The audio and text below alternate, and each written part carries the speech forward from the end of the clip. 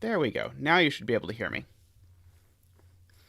I used to religiously check that the audio was actually set to the right thing, and then it started doing it every single time correctly.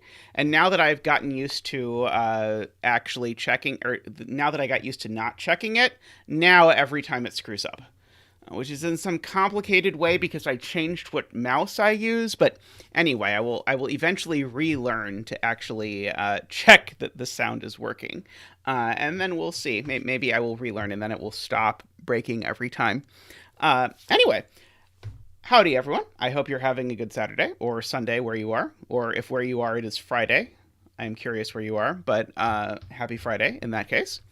Uh, Hello, everyone who I have seen in chat: Dale, Moxie, LSFF, Florian, Nicholas, Jay, Doomdiot. Let's see, I think I saw Logan was there. I maybe did not say, and there are a bunch of people hanging out before I even started as well, so all kinds of people. Alrighty, so today, as always, we are starting with the most voted on puzzle. Oh, where Jay is, it is Tuesday. This is very interesting. Jay is perhaps on Saturn or something. Uh, but as always, hey Ben B, welcome. We're going to start with the most voted on puzzle by the people. So those who support the channel, who you saw on the lovely screen that Tristan was working on before this week. Ben B, Eagle, and Koopku. That's three names I don't think I've seen before, so welcome to all of you. I hope you have a good time.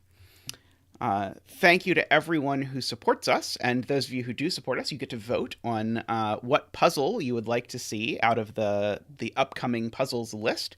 This week, the most voted on puzzle was this puzzle by Glum Hippo.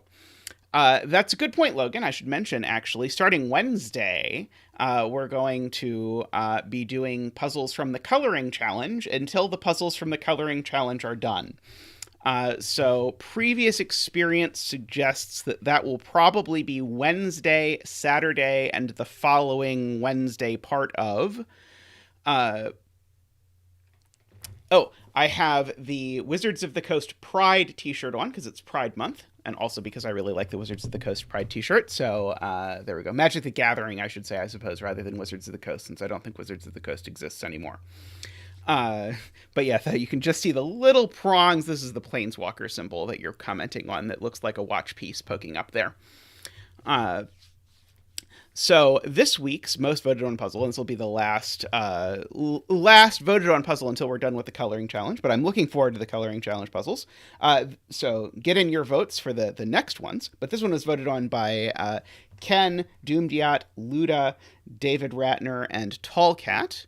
Tallcat, I notice, has chosen to use a different symbol to vote than everyone else. So if you want to choose your own symbol to vote, you can choose your own symbol to vote. I can add how many symbols there are in total. Although I would prefer if you didn't add multiple symbols. That might tax my brain beyond what I can do if I have to actually count how many are from different people. But anyway, so this is that puzzle. How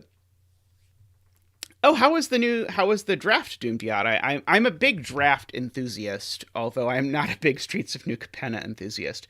So I hope the Commander draft set is better. I was also not a big fan of the other Commander draft set, so I'm hoping that they did better this time. Oh no, Logan made a puzzle and then lost it by not saving the link. To those of you who make software for setting, I just shrunk myself a little. Should I make myself bigger? I can continue. I wanted to line up with the rules, but maybe I should make myself bigger rather than lining up with the rules. It was just bothering me that there was this gap between where the rules ended and where the Zeta ended. But whatever, I don't have to look at me, so it's not going to bother me. But yeah, I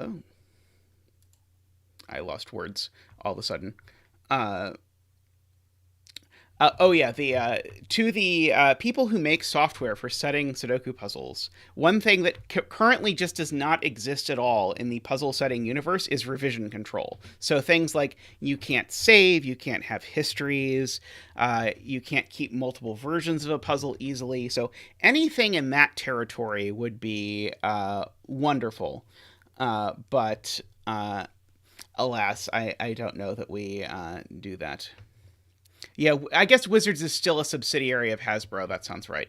Uh, I will not be completely shocked that the person whose name includes Mox knows that WotC is related to Hasbro. Uh, all right, so let's read the rules carefully because I see that Chad is already debating the rules. So let's do that. Didn't Hasbro even get bought by someone? Maybe not. Hey, I still remember when WotC bought TSR and I was unhappy about it. So if you're old enough to remember when WotC bought TSR and still have some angst about that, well, then you're as old as me, I guess.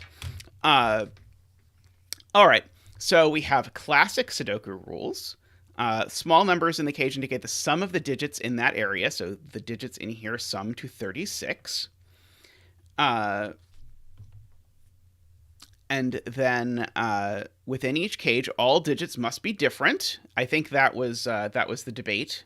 All digits must be different, and they must be placed in a way that they're all orthogonally connected in increasing order, such that they form one path of one cell width, like a thermo, but without any diagonal steps. So I have to be able to go from the lowest digit to the highest digit in some sort of orthogonal-ish path. So that is the rules. As far as I'm aware, you cannot export puzzles in any file format. All the puzzle creation methods that I'm aware of give you a link to the puzzle, which is not really it's not great. Alrighty, so I guess that means we should get started. So I can sort of at least try and figure out what the digits are. So in this cage, there are 2 digits missing. And so to steal the secret from Simon, the 2 digits that are missing must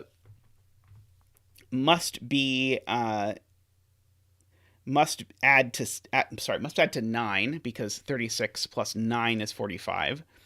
I'm going to note for this shape of cage that, and this is going to be slightly confusing. I'm going to put a 4 here. This is always the middle digit. No matter where I start, because this cell disconnects the rest of the cage, this is always exactly the middle digit in order. And so likewise, this is always the middle digit in order. That's always the middle digit in order. And that's always the middle digit in order. I'm hoping that will be useful. At some point, we'll see if it is or not. Likewise, I suppose I could write, this is always the second, and this is always the second. That is somehow less impressive. Okay, so here I am missing 2 digits that sum to 6. And so I'm either missing 1, 5 or 2, 4.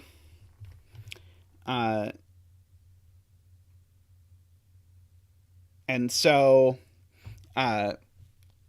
Garion points out that regardless of whether I am missing 1, 5 or 2, 4, the 4th highest digit out of that string will always be a 6. Because if I start at the other end, I go 9, 8, 7, 6 regardless. So this is always a 6. And one of these directions is a 7, 8, 9, and the other direction is some stuff lower than that.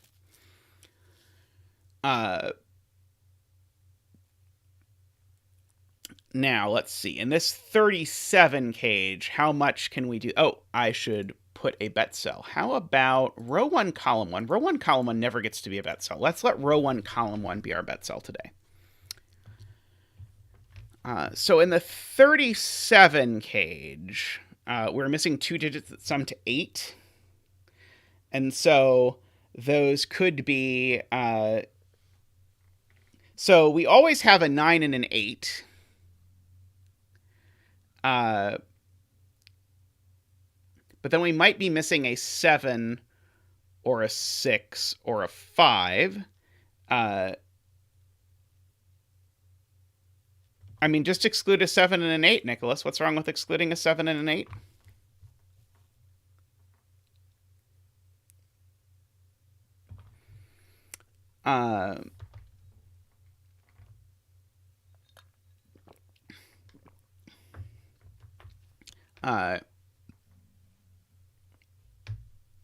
That's not 8 digits. That's 7 digits. That would be the problem. This is 7 digits.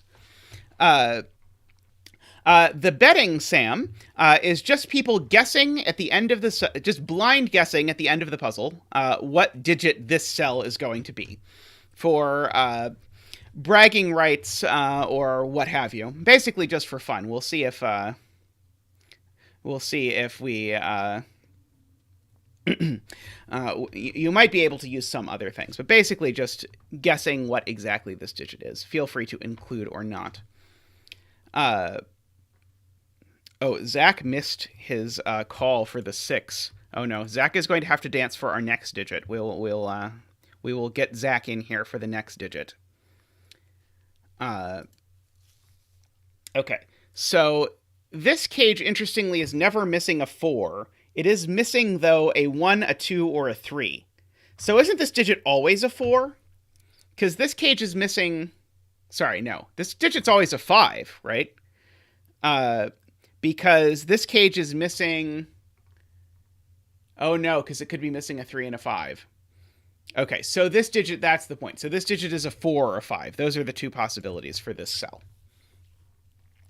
Because we are missing... We're either missing 1 digit up to 5, or we're missing 2 digits up to 5, in which case this would be a... Oh, it's 5 or 6. Right, it could never be 4. If it was 4, that would be saying it's missing things over there. Okay, good. Okay, sorry. Judith is completely right, and Garion has been saying the same thing. Right. If I'm always missing at least 1 digit from 1, 2, 3, 4, because I need to use 2 digits to add up to 8, and one of those has to be less than 4. The question is if I'm missing 1 or am I missing 2? And so this is either a 5 or a 6, except this digit sees a 6, and so it's a 5. And so we can bring in our professional digit dancing penguin to do the 5 dance for the digit that we've gotten, since we forgot about the 6. Woo!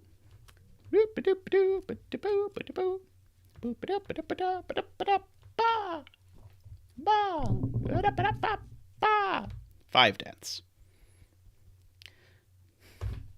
Thank you, Zach. Alrighty. High five, Zach. High five. Whoop! Woo! There we go. I think I successfully high-fived Zach. Whoop. Alrighty. The middle cage is missing 3 digits. This cage is missing 3 digits, yes. But it also doesn't have a total. Okay, so now let's see, since I screwed this up so badly, let's see if I can do this one and screw it up less badly. So this digit can't be a 5.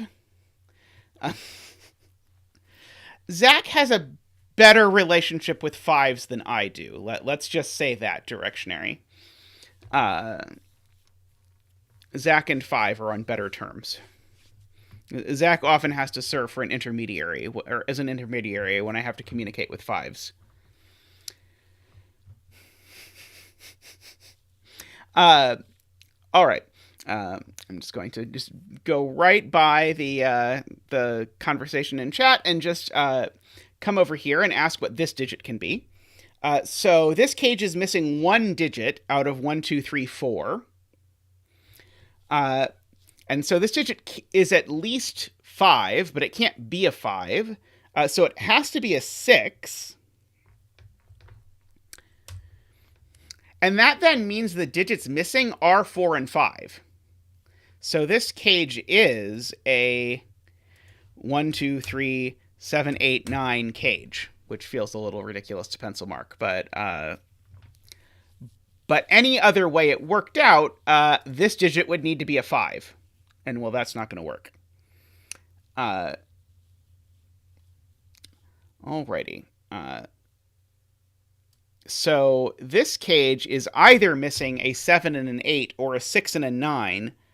Either way, it's not. Either way, this is actually the easiest digit in the puzzle. This is just a 4 because it does not missing 1, 2, 3, or 4, and so the fourth highest digit or the fourth lowest digit is always a 4. Okay, so I think that gets us all of those, and so one of these sides is 7, 8, 9. And I think we said one of these sides is 7, 8, 9. There's no like anti-knight constraint or anything, is there? I don't think so. And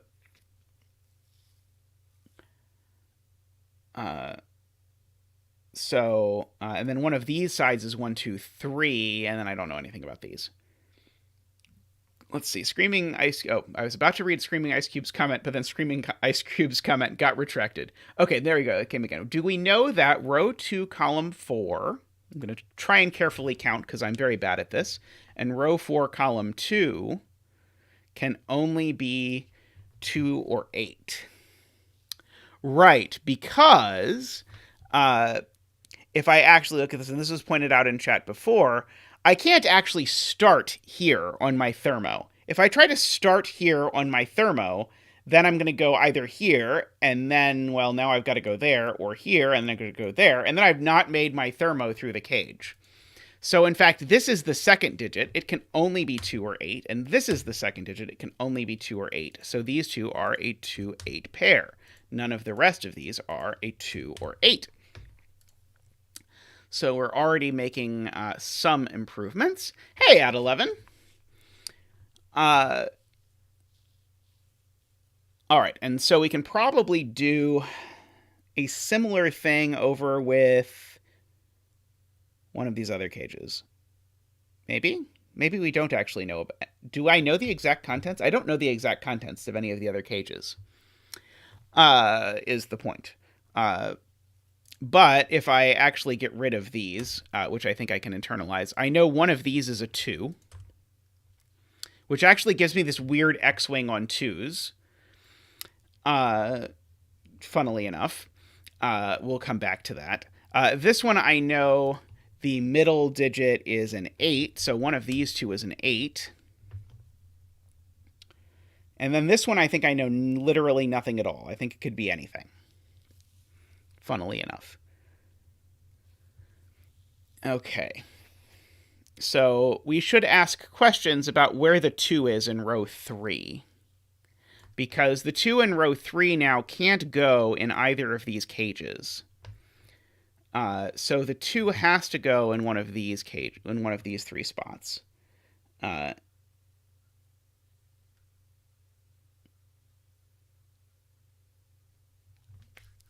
Thank you, David. David Ratner has donated $9 in honor of Glum Hippo to get us started with part 2 of today's triple header.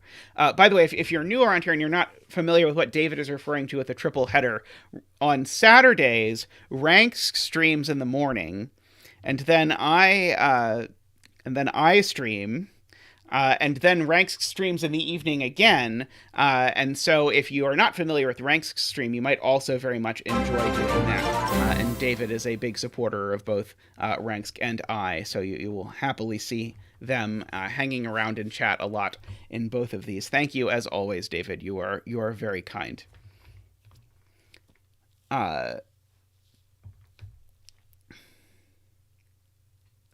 Okay, I'm trying to decide if there's a reason why I know that this can't be a 2-8 pair. And I don't think there's a reason I know this can't be a 2-8 pair. Let's see. Judith asks, what happens if the 37 cage contains a 6? Oh, that's a very good question. Okay. So, if the 37 cage contains a 6, Just by Sudoku, it has to go in one of these two places. And it can't, because 5 and 6 are consecutive, and this needs to be the middle one of these 3 digits, and so it can't be. Okay, so the 37 cage does not contain a 6, which means it also does not contain a 2. Which means that this is a 1, not 2, 3, 4, 5, 6, not a 6, 7, 8, 9 cage, missing a 2 and a 6. And so the middle outies are a 3 and an 8. So these two cells are a 3-8 pair. And none of these are 3 or 8. Oops, none of these are 3, 8. That's 3-8 in the corner. Indeed, that is correct. Alrighty, so we've got... And now we have, once we have that, we actually have 8s in a few places. So in this column, the 8, the sort of weird kind of X-wing on 8s. I mean, it does actually go across 4 boxes, so it actually might really be an X-wing. One of these 4 has to be an 8. But also one of these 4 has to be an 8. So I can write that in. And so this looks like this is setting up for some sort of kite or something. Row 5, column 3 cannot be an 8. Okay.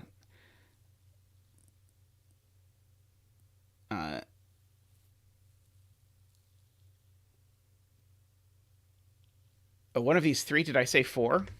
I meant 3. One of these 3. Why can't this be an 8? I'm trying to understand. Let's see. If this is an 8, this would be a 3, and that would be a 2. Look at all the 8s in the cages. Okay, so... right. If this was an 8, neither of these would be an 8, and so these two would be an 8, which would put which would put 2 8s in the same column. Beautiful, beautiful. Beautiful setting and beautiful spotting to J. And exactly the same thing happens if I put an 8 here. So when I said that this was going to start looking like a 2-string kite, it now just is a 2-string kite, right? Meaning it's impossible that one of these is not 8. So one of these 2 cells is definitely an 8. That's all that the fancy 2-string kite name means, is that one of these 2 cells has to be an 8. Because if neither of these was an 8, then these would both be 8, and that's a problem. I can do... Yeah, we commented on this, but let me go ahead and fill in. With 2s, we actually have the same problem. One of these 3 has to be a 2, except again, it can't be the middle one. Because if the middle one was a 2, then that would force 2s into these 2 cells, and that's not possible. Okay, I was not expecting that this was going to be a puzzle that involved this kind of thing, but it is a puzzle that involves this kind of thing. Okay. Can this be a 2? Because if this is a 2, then one of these 2 cells is a 1. Which certainly does something, but I feel like the thing it does requires me looking slightly further ahead than I quite want to at the moment. But very close, because I'm going to guess it's going to turn out that because one of these is a 1, 2, 3 triple, this can't be the 2. But I could well be wrong. But until I absolutely have to, I want to avoid thinking about sort of like predicting that. Okay, let's see. Pete says the 39 cage must include a 3. And it must be the middle digit on whichever side it's on. Oh, interesting. Okay.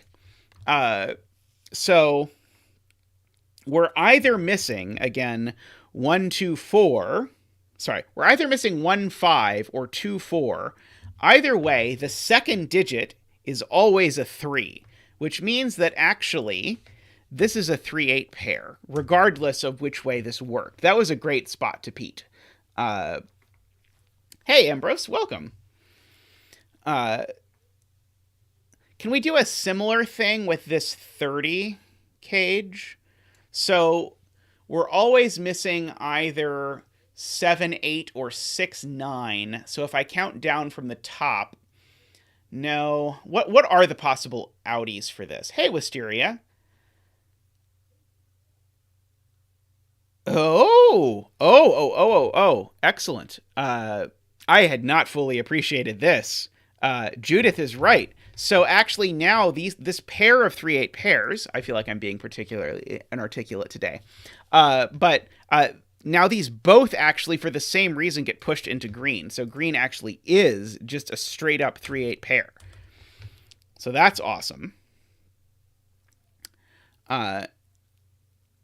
Okay, so what are the candidates for what the third highest digit can be here? Or sorry, the second highest digit. It's either 7 if we're missing 9 and 6, or it is 6 if we're missing oh boy, words. Or it's 6 if we're missing 7 and 8. So these are from 2, 6, 7, and there's definitely a 2 in one of them. Okay. Let's see. 57 Thorns says that green is going to be a 3/8 pair. Yes. Very good spot to 57 Thorns and Judith. I think did that as teamwork. That was very nice. Very quickly spotted.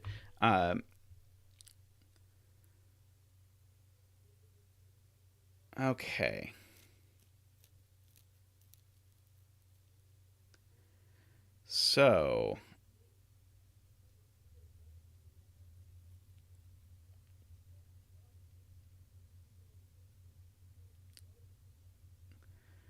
So Garion is pointing out if this cage has a 9 in it, all the other cages have 9s in them. And so that 9 is always in one of these spots. So one of these digits in each case is a 9. I'm going to highlight those in a different color, let's say purple. In each little windmill, one of the purples is a 9. If there was a 9 in this cage, we would complete our purple windmill chain, which would do something interesting in this box, I think. Because if you look at what way the thermo winds its way through this box, we know it's going to either start or end here. Well, this cell can't be the 9. Oh, actually, okay. So this cell can't be a 9 because notice... Oh, no, sorry. I'm trying to draw an X-wing here, but there's not actually an X-wing. It's more complicated than that because only one of these is a thing. I was about to say something wrong. This part's still right. So this is always the third spot along the thermo, for what it's worth. But yeah, if this...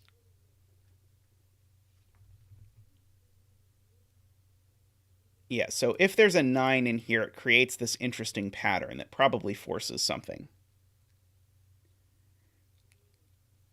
Can 8 be in the middle of the cage of box 5? Let's see. So... yeah, so...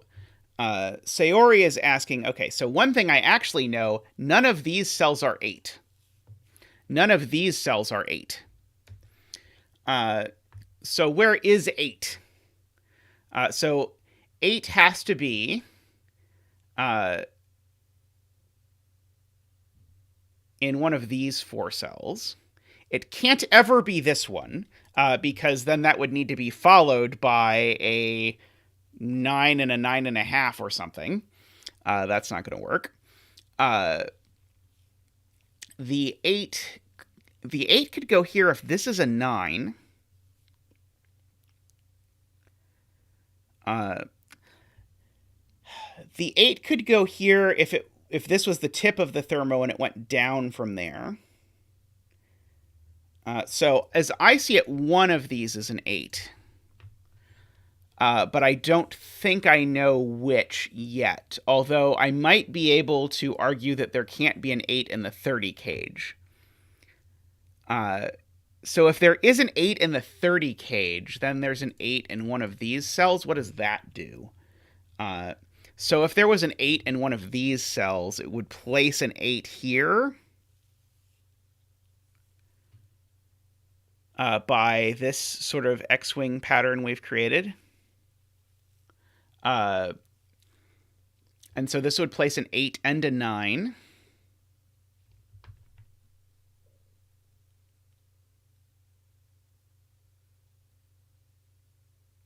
Okay, so I'm taking a second. Okay, so wait, if there's an 8 in this cage, yeah, okay, so it would go.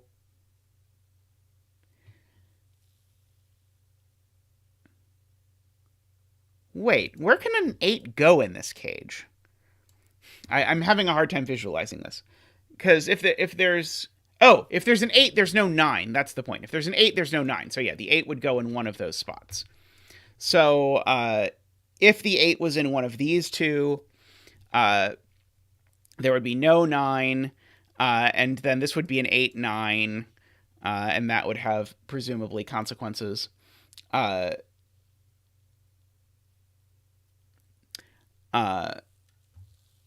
Let's see. Jay says row 4, column 6 can't be an 8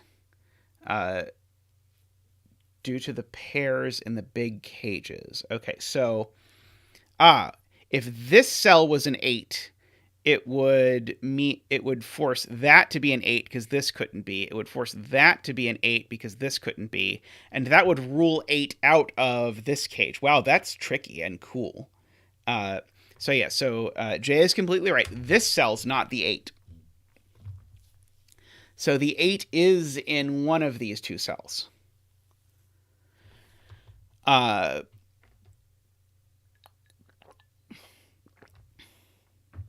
So if the 8's here, this cage also contains a 9. If the 8's here, this cage can't contain a 9.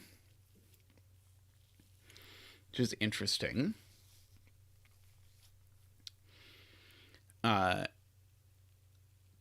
So actually, I don't know if this is useful. The 9 in this cage always goes in one of these spots. Because 9 can't go anywhere else in this box because of the 8 language. Which looks almost useful.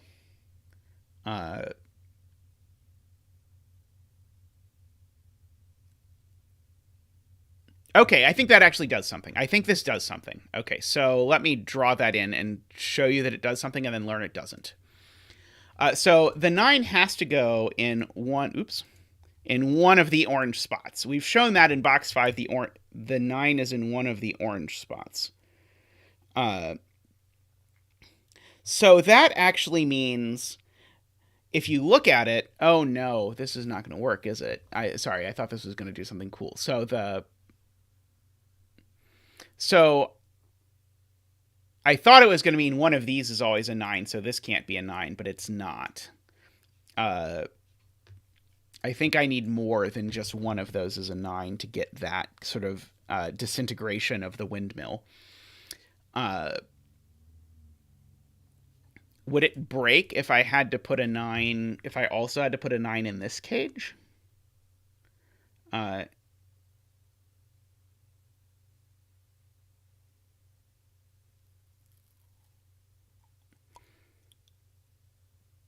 Let's see. Nicholas is interested in putting a 9 in the 30 cage. So 9 in the 30 cage is what we're sort of trying to think about here, is exactly how does the 9 in the 30 cage work? And I think it's fine, because it would go 9, 7, 6 in one of these directions. 9, 7, 6, 4, and then the other stuff.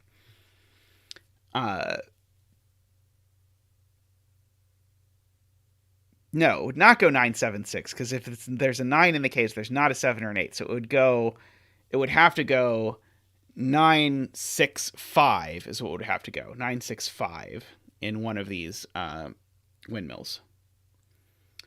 So the 6 would be in one of these places. Let's see. Hey, Navaria, welcome. Let's see. Sayori says row 3, column 6. That's that cell. Cannot be 8 because it would remove 8 from the left cage. Yes, so this cell is in the same... Okay, so if this is an 8, then that's an 8, and that's an 8. And those two... Wait. If this is an 8, that's an 8.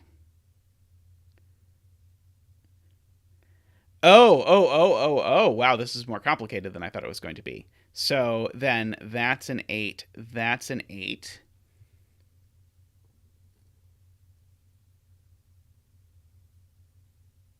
The left in box 5.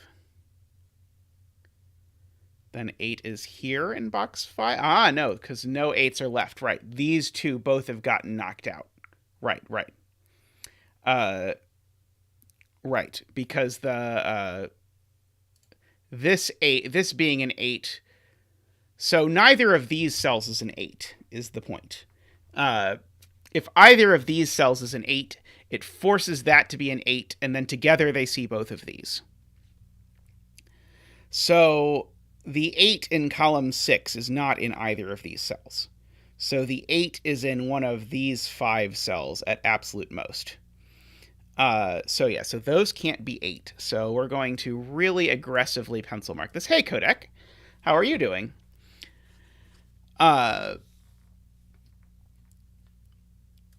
All right, so row 4. We're being told the same thing happens.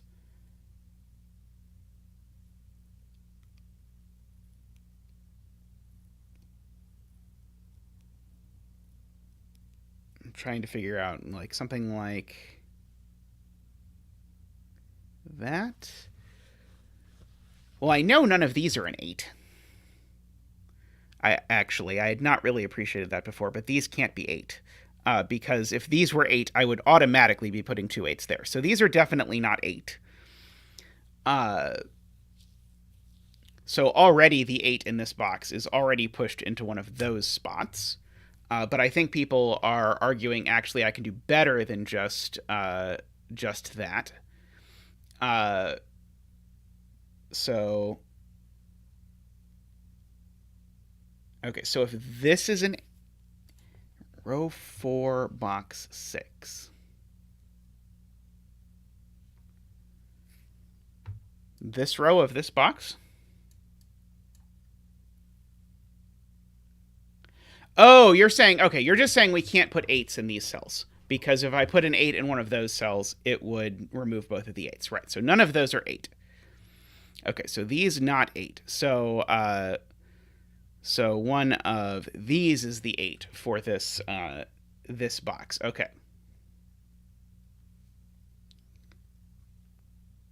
And now we have to ask about where the 8s would go in the 30 cage. And so the 8s in the 30 cage would have to go in one of these 2 cells. And chat claims that's not possible because... reasons that I don't see yet. Okay, if this was an 8, it would make that an 8, which would make that an 8, which would make that an 8. That seems okay to me. Oh, this is definitely not an 8.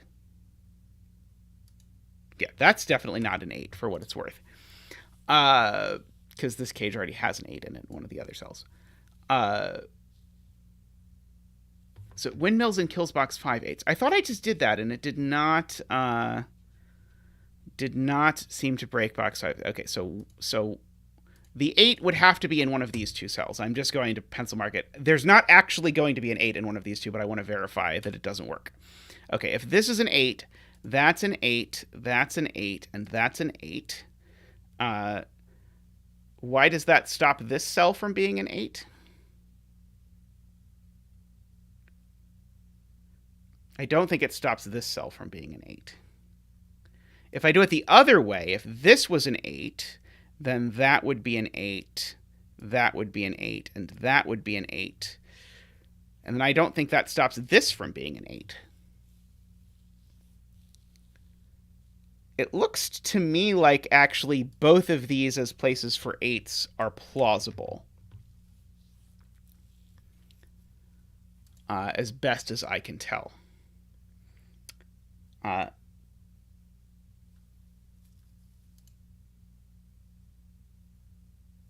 You already have 4 8s in row 4.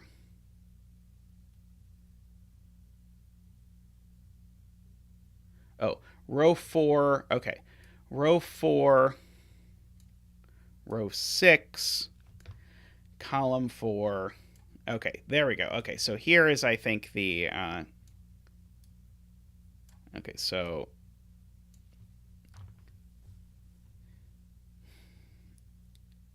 Oh, nope, wrong places. Row 4, row 6. Oops. Ah! Now CTC is screwing up in a way it never had until it decided to the other day.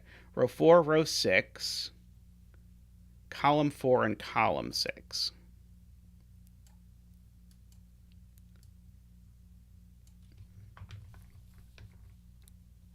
Okay, so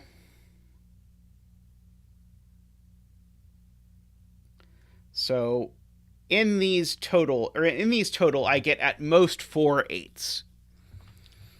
I definitely have the 8. So this is the point. So just to explain this to those of you who may not have seen this before, I have selected here 2 rows and 2 columns. So in total, at the very most, I get 4 8s. I might have fewer 8s if one of the intersections was an 8, which I guess we know it can't be. So there are exactly 4 8s.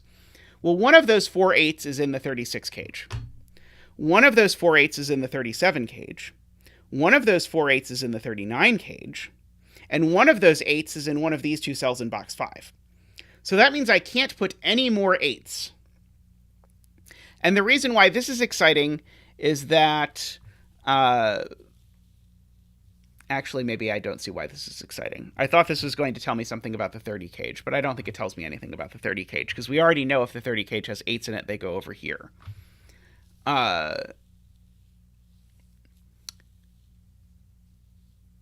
It does tell me... Okay, here's one thing it tells me. It tells me this cell, and this cell can't be 8s. So all these sort of stray pencil marks... where there's an 8 in one of those places, those get ruled out. So those cells can't be 8 anymore. So it at least gets me that. Because if any of these were 8, that would be putting a 5th 8 in those 4 houses. So row 1, column 4 is that one that I think I got.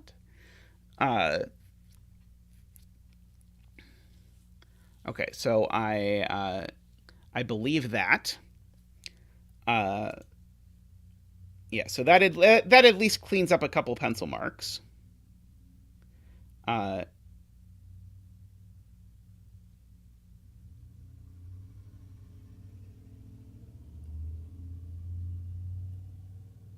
39 cage has an 8 in it.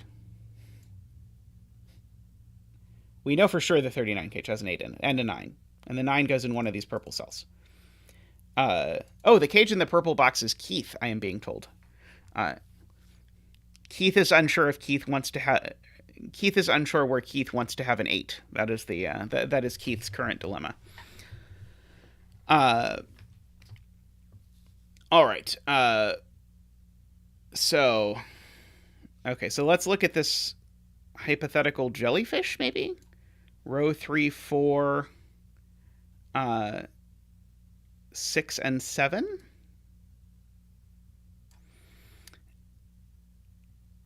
Okay, so we know there's...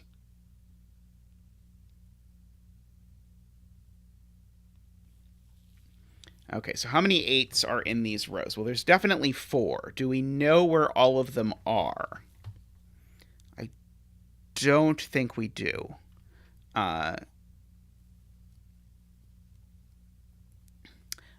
Because of the lack of an 8 over here. So I don't think we quite get a jellyfish on 8s. But we definitely have that kind of thing going on.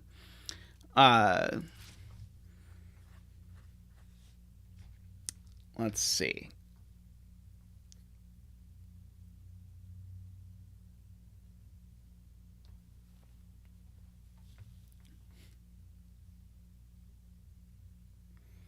Should I ask what this digit can be? I don't really want to. If I can avoid it, I would like to do so. I would really like to prove this can't be a 2. That seems to me like the thing that I would like to be able to do, but it seems like it's going to require more look ahead than I want to do. But it is the one of the places in the puzzle that looks weakest is if this is a 2, it's going to put a 1 in one of these places, and one of these is a 1, 2, 3, 4.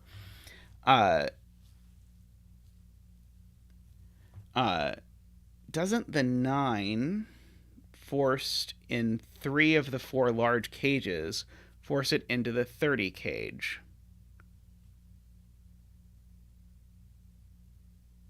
I'm not sure exactly what you mean, Nicholas. I have seen good progress being made on the MII setting video, so it should be out in not too long. I don't know if Tristan wants to make a if Tristan wants to make a prediction as to when it will actually exist.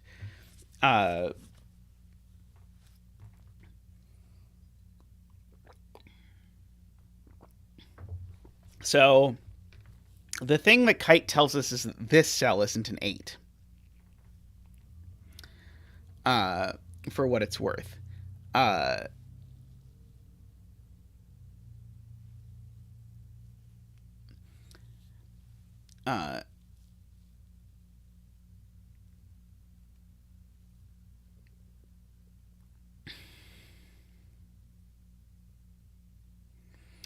There's a crossroad pattern on 9s. Yeah, one of the pink cells are where we know 9s go.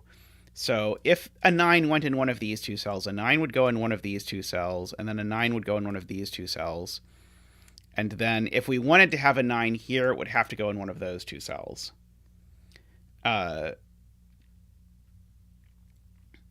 Otherwise, it goes like this, in which case it seems okay. Keith is important. I am supposed to think about Keith some more. So the orange cells are the only places in box 5 where a 9 can go. Am I supposed to think about 9 in column 5? Is that the thing I'm supposed to have observed, that 9 in column 5 needs to go? Let's see. Can 9 in column 5 actually go in one of these cells? Does that do anything bad? I don't think so.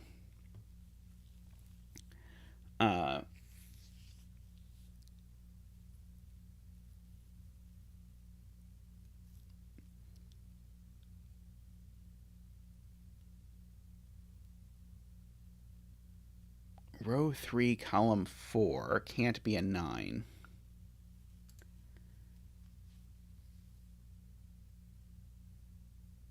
If this is a 9, then that cell's a 9. That also...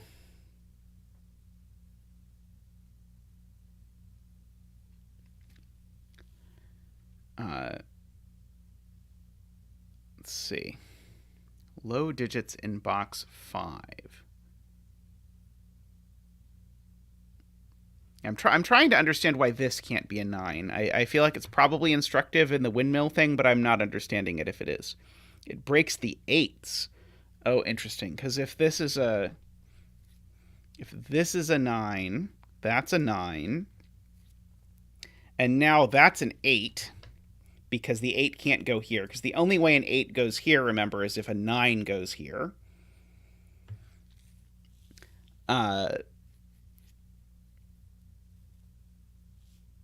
So that would be the 8.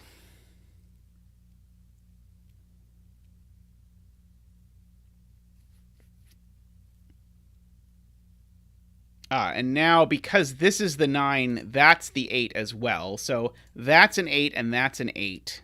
And therefore, that's an 8, and that's an 8. And we've got 2 8s in row 6. Okay, that makes sense. Okay. So if we put a 9 here, we do indeed put too many 8s into row 6 through the medium of chasing the 8s around here. Okay. So Glum Hippo is suggesting we think about low digits in this box, which is very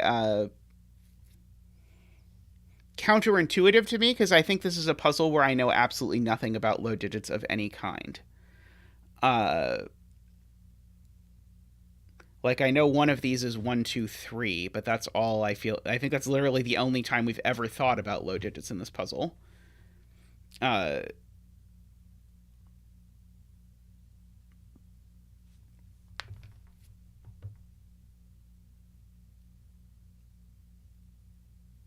So 2 in row 2, column 4.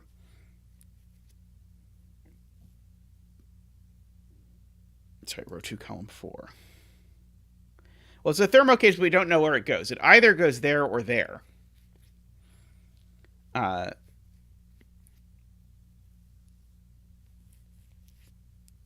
Okay, maybe coloring the two ways of placing the 8s is interesting. Okay, so I'm going to... So I'm going to get rid of the purple color, at least. I don't think the purple color is currently doing us any good. And I don't think the orange color is doing us an enormous amount of good either. So I'm going to get rid of those, and I'm going to color the 2 paths for 8s. So either this set of digits are 8, which would make that an 8 as well, or this set of digits are 8s, which would make that an 8, which would make that an 8, which would make that an 8. So these are my 2 worlds of 8s. I guess one question is, are there any cells currently marked as 8 that are currently marked with an 8 candidate that see both an orange and a purple? Because either all the orange cells are 8s or all the purple cells are 8s. Those are the 2 worlds in which we live.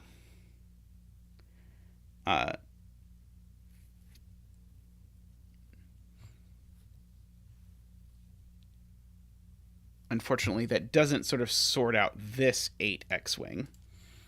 9 would be in... We can continue with the 9s. So yeah, if in the orange world, this would be a 9. In the purple world...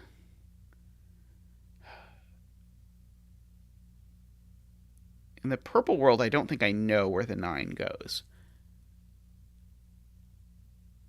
Oh, right. In the purple world, I know one of these 2 is a 9, and I know one of these 2 is a 9, and I don't know what's going on over here. Maybe I don't know.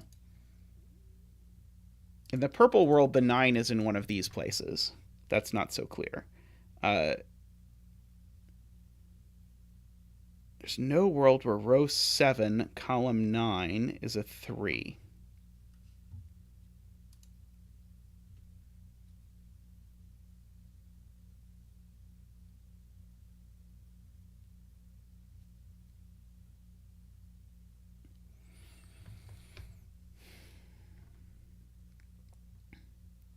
But these, to me, it looks like this row just doesn't care about oranges or purples at all, as far as I'm able to tell.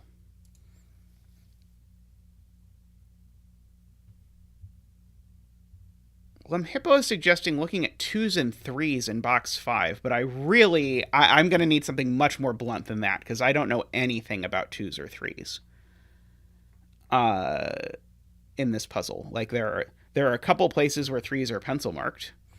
I guess, okay, so maybe this is the point. I have a 3-8 pair in this row, which I don't think I'd really appreciated. So the 3 in this box is in one of these 6 places. And I probably can rule some of those out. So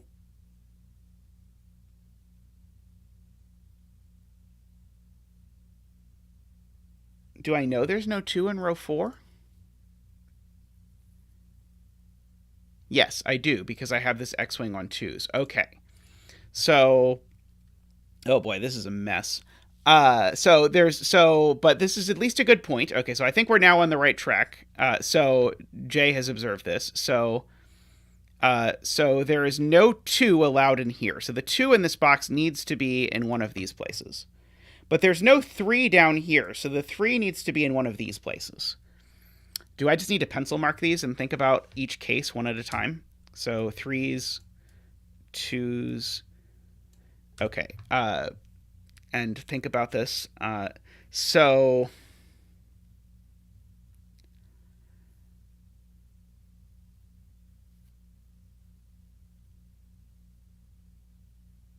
So interestingly, if I put a 3 here, I need to put the 2.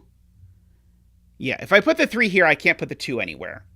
Because if I put the 3 here, I can't put the 2 in these cells, because that's too many 2, 3, 8s in this column. So if I put the 3 here now, well, I now also can't put the 2 in the cage. And so I have ruled out everywhere. So this is never the 3. Okay, so that is one step. That cell is never a 3.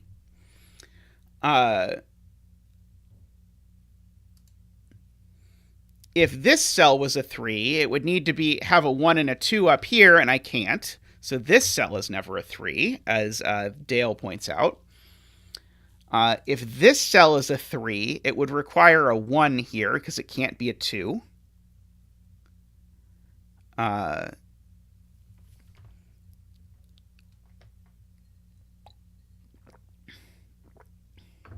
don't think 2 can realistically... Oh, no, 2 could easily go in one of these, because it could wind this way. It's only if the 8 is here that the 2 is sort of blocked. 2 can't possibly go here, because... Yeah, 2 can't possibly go here.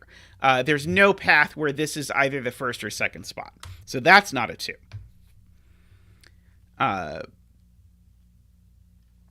Okay. So we've got that.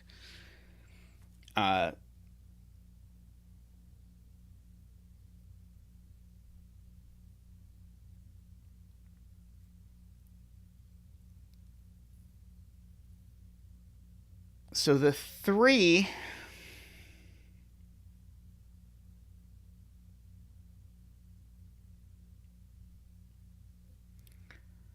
Okay, let's see. Garion says, if row 4, column 4 is the low end of the string of digits in box 5, then you break stuff.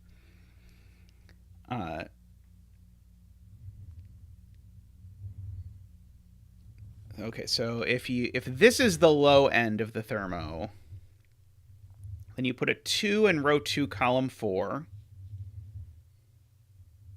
Okay, yeah, so if this is the low end, remember, one of these 2 is 8. And so if this is the low end, this is the 8.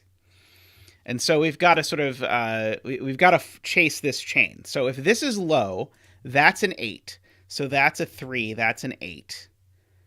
So that's a 3. Well, sorry, in this universe, these are the 8s. Let's just fill in the 8s. Those are the 8s in the universe where this is the 8. And so that's a 2, which means this cell can't possibly be a 2, which I guess we already knew. I think I made a really complicated argument that this cell couldn't be a 2, but it's very easy because it sees a 2-8 pair. So, yeah, and so that's the 2.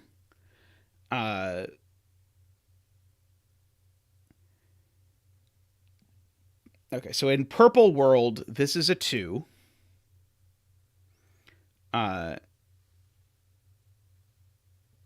Oh, thank you. David has donated $10 since I'm coloring now in advance of the coloring challenge for Wednesday. Thank you so much, David. I'm really looking forward to seeing what people have made for the coloring challenge for Wednesday. Thank you so much, David. We really do appreciate your support.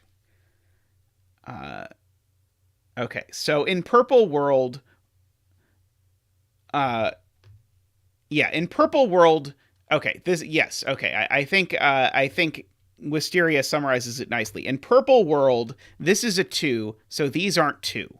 But in Purple World, this is an 8, and so one of these has to be a 2, and that's just not possible. Because we have to make it through here somehow, and that's not going to work. So yeah, so in Purple World, it does become impossible to put a 2 in box 5. So Purple World is not the right world. Orange World is the right world. Okay. So right, because there's only 4 spots left for 2s after the cases we've already done.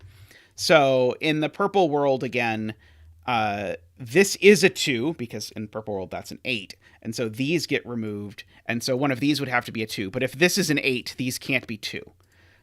So Purple World is wrong. Orange World is right. So let's double click our orange cells and put 8s in them, and then we can get rid of orange and purple. Okay, and then let's fill in the rest of the digits. So that's a 2. That's a 3. Okay. That's a 3. That's not a 3 anymore. And remember, when this is an 8, this has to be the 9. So there's no surprises there. That has to be the 9.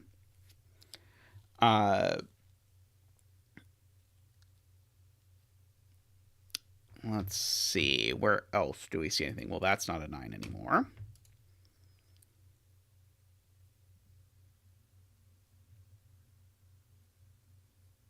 And now we can sort the highs and lows in the cages. So now, because this is the 2 side, these aren't 7 or 9. And so these aren't 1 or 3. And so this is 7 and this is 9. These are not 7. Oops. Not 7 or 9. They're 1, 4. So these aren't 1, 4.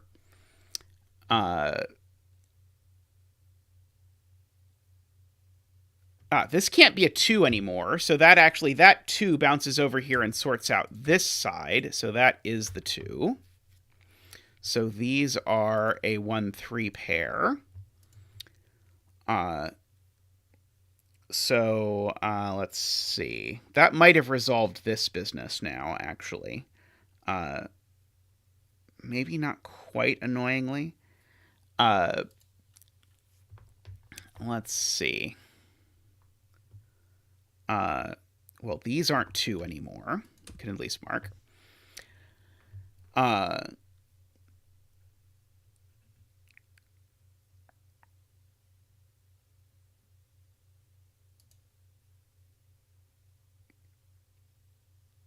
Good point to Sayori. We know that there is an 8 or a 9 in the 30 cage, and I really like that this 8, 9 is telling us where it is. So this 8, 9 is saying that's not an 8 or a 9, so that's the 8, 9.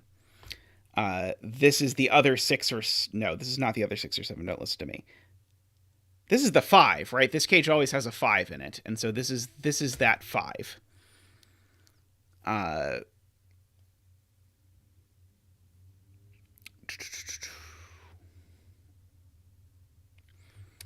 Alrighty. And now the 39 cage can't have a 5 in it, is pointed out by Jay Dyer, because now the 5s pinch 5 out of this, so there's no 5. So these are a 2 and a 4. And these are a 7 and a 9. And the 2, 4 is resolved. So that is a 2, and that's a 4.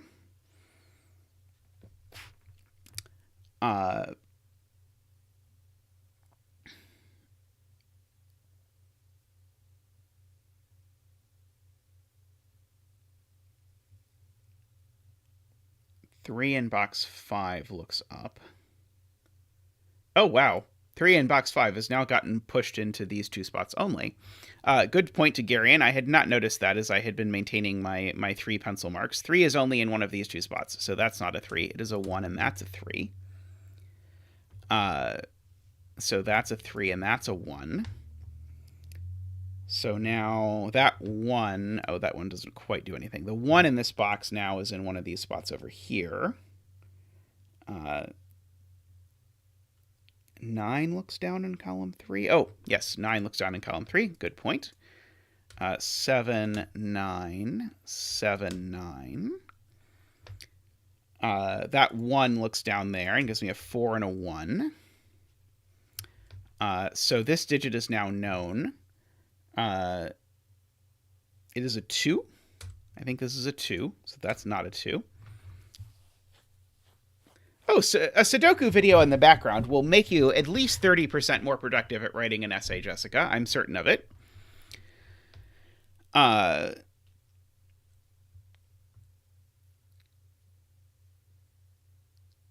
I hope your essay goes as pleasantly as it is possible for an essay to go. Let's see. That is not a 9. That's not a 9 or a 4.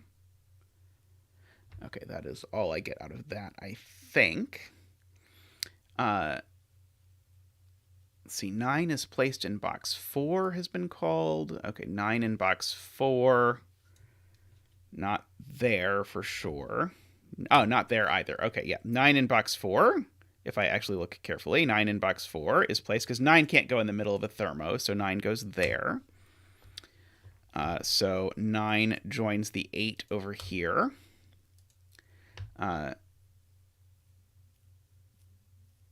Good point. Okay. Add 11 points out that if you look at the outies in this box, you can now calculate them.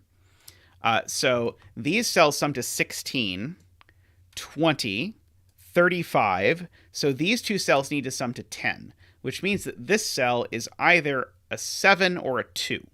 Well, it's not a 2. So this cell is a 7. Great observation to add 11 there. So that's a 3 and an 8. So we can get rid of those. Sorry. So no, we should not get rid of those. We should remember that one of the two blue cells is an 8, so it's that one. So that's not an 8 anymore. Now I can get rid of my blue and my green. Oh, these aren't 8s anymore because I've actually placed that 8.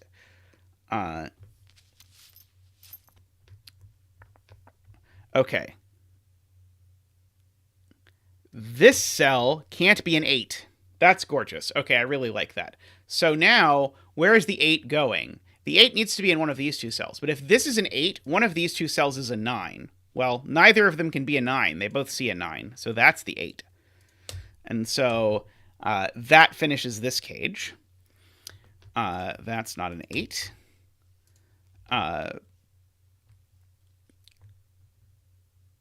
Let's see. These are 2, not 3, not 4, 5, not 6, 7, or 8, and 9. That one's not a 9. That one's not a 2. That one could well, it's not a 9 for sure, because it's in the middle of a thing. So actually the 9 goes here.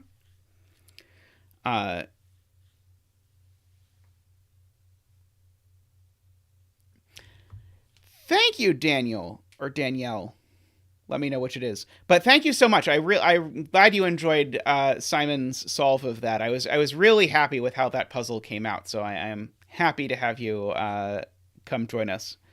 9 in box 8. 9 in box 8's now done. Good point. So that's a 9. Good to see you more, Crabs, by the way. Glad to have you back. I know you have been a little quiet lately. Let's see. These two digits are a 1, 2, 3, 4, 5, 6, 7. A 1 and an 8, and I know the order. So that's a 1. That's an 8. So this is not the 8. That's not an 8. That's probably all the 8s, actually. That is not all the 8s. We also have an 8 down here. So what is in this box left? We have a 1 and a 2, 3, 4, and a 5. And this can't be the 1 because the 8 is the highest digit left. So this is never a 1. So one of these two cells is the 1. I don't think I know which one yet. But we'll get there. Let's see. 3 in box 2. Good point. So we've got 3s here. So these aren't 3s, and that's not a 3. So 3 in box 2 goes here. Good point. Let's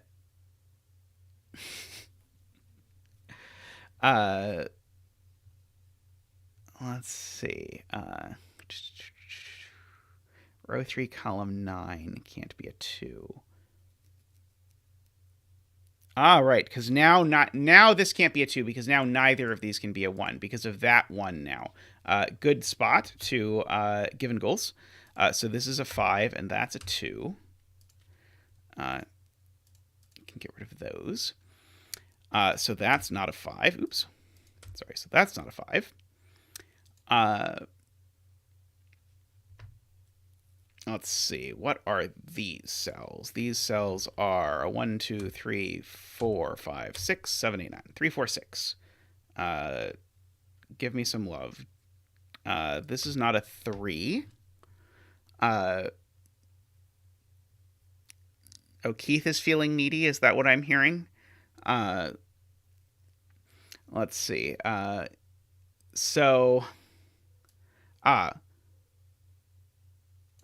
Where is the 1 in box 5? That's the question. The 1 in box 5 now by Sudoku goes in one of these two, but it can't possibly go here because that would disconnect the cage. So the 1 needs to go there.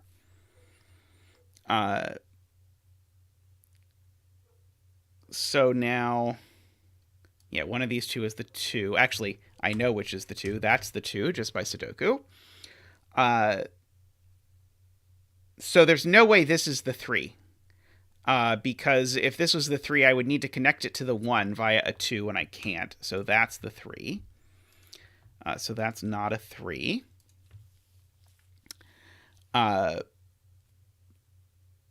7 is actually placed in this box here, which is going to let us pencil mark the rest of this box. 3, 4, 5, 6, 7, 8, 9.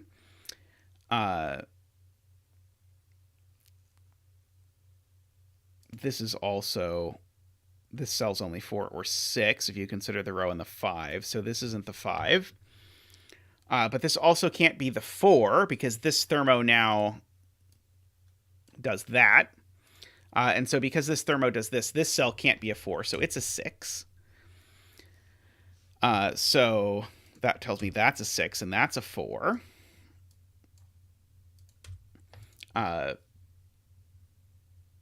This now doesn't matter anymore.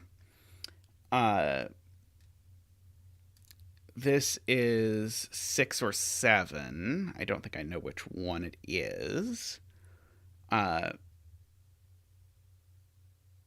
This is a 6 now. 6 has to be the biggest because there are no bigger digits left. So these are numbers that are smaller than 6. So that is to say they are from 3, 4, 5.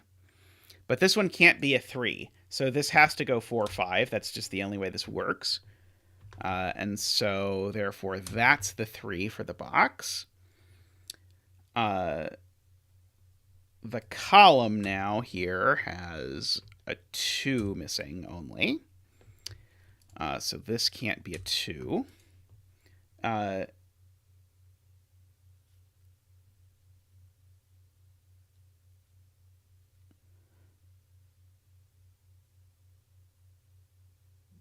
Oh, this could never be a 5. When I said this couldn't be a 1, it also couldn't be a 5. Like a long, long, long time ago. When I said this couldn't be a 1, it also couldn't be a 5 for exactly the same reason. So this just is a 2, which means that's the 1 and that's the 5. So that's a 5. These aren't 5. These are a 4, 6 pair. So this digit is a 4 or a 6. This digit is a 4 or a 5, it looks like, to finish the column. This could be a 4, 5, or 6, unhelpfully. Oh, box 6 is done, I am told by more Krebs. There's a 1 in this box, which goes there, and a 9, which goes there. That 6 looks up and makes that a 7, which makes this cell a 2. These two cells are a 6 and a 9, so that is the 9 and that's the 6. And that's going to finally break us into all of this. 4, 5, 6. 6, 4, 5, 4. And now we are in the final end, probably, hopefully. The final end. Not high on eloquence today, but we'll make do. 2, 3, 4, 5, 6, 7, 8, 9. Okay. So these aren't 1. These aren't 7 or 6. They're 1 or 3, but that one's not 3, so that one's a 1. That one's a 3. That one's a 7, and that one's a 6. So these are from 1, 2, 3, 4, 5, 6, 7. These aren't 1. These aren't 4. That one's not 7. Let's see. Can I do better than that? Oh, this one's a 5, actually. And a 1. Let's see. And a 7 now for that one. And a 4. There we go. Congratulations to Tom, who bet 4 and correctly got our first bet cell of the day. That was very cool. I found the bit with the needing to look at the low digits here. I did not figure that out. My brain was so set on following the 8s. I'm not sure if I should have been. Like, once I finally had it put together, only by chat, that 2s were restricted out of this row and 3s were restricted out of this row, that was sort of a clue that, like, hey, that's going to really restrict this. But other than that, everything was super smooth. And I maybe should have figured that one out, but it did not occur to me, even with heavy hinting. The bragging rights vendor is over there. You'll have to go stop by to pick up your bragging rights. But yeah, very neat puzzle. Very neat idea for the rule set as well. This combination, which I believe is attributed to Madmahogany. I really liked the sort of break-in of identifying that just combinatorially these had to be the center cells and they were actually forced. I thought that was neat. Alrighty, I'm going to take a quick break, and then we're going to do a 2-10th puzzle, because there hasn't been a new 2-10th puzzle in a long time, but now there is a new 2-10th puzzle. So when I get back, we're going to do this. I'll be right back.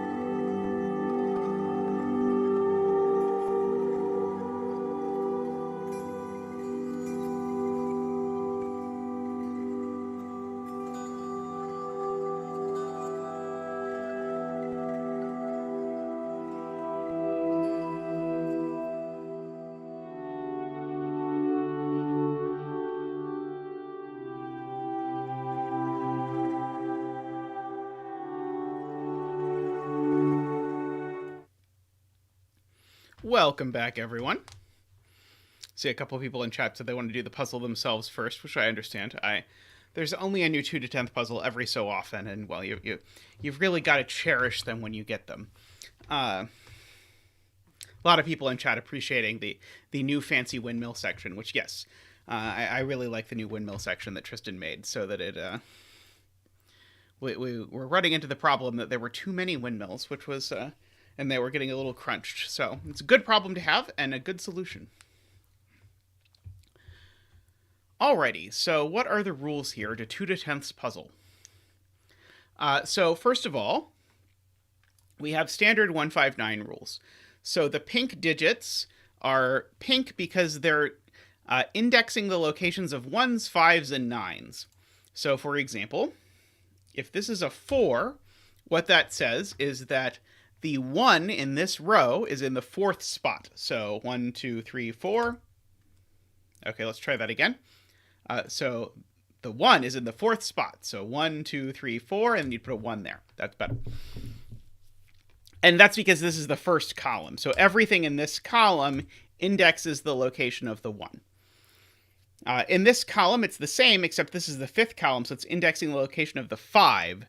So if I did something like, say, that, it would bounce back and put a 5 back there.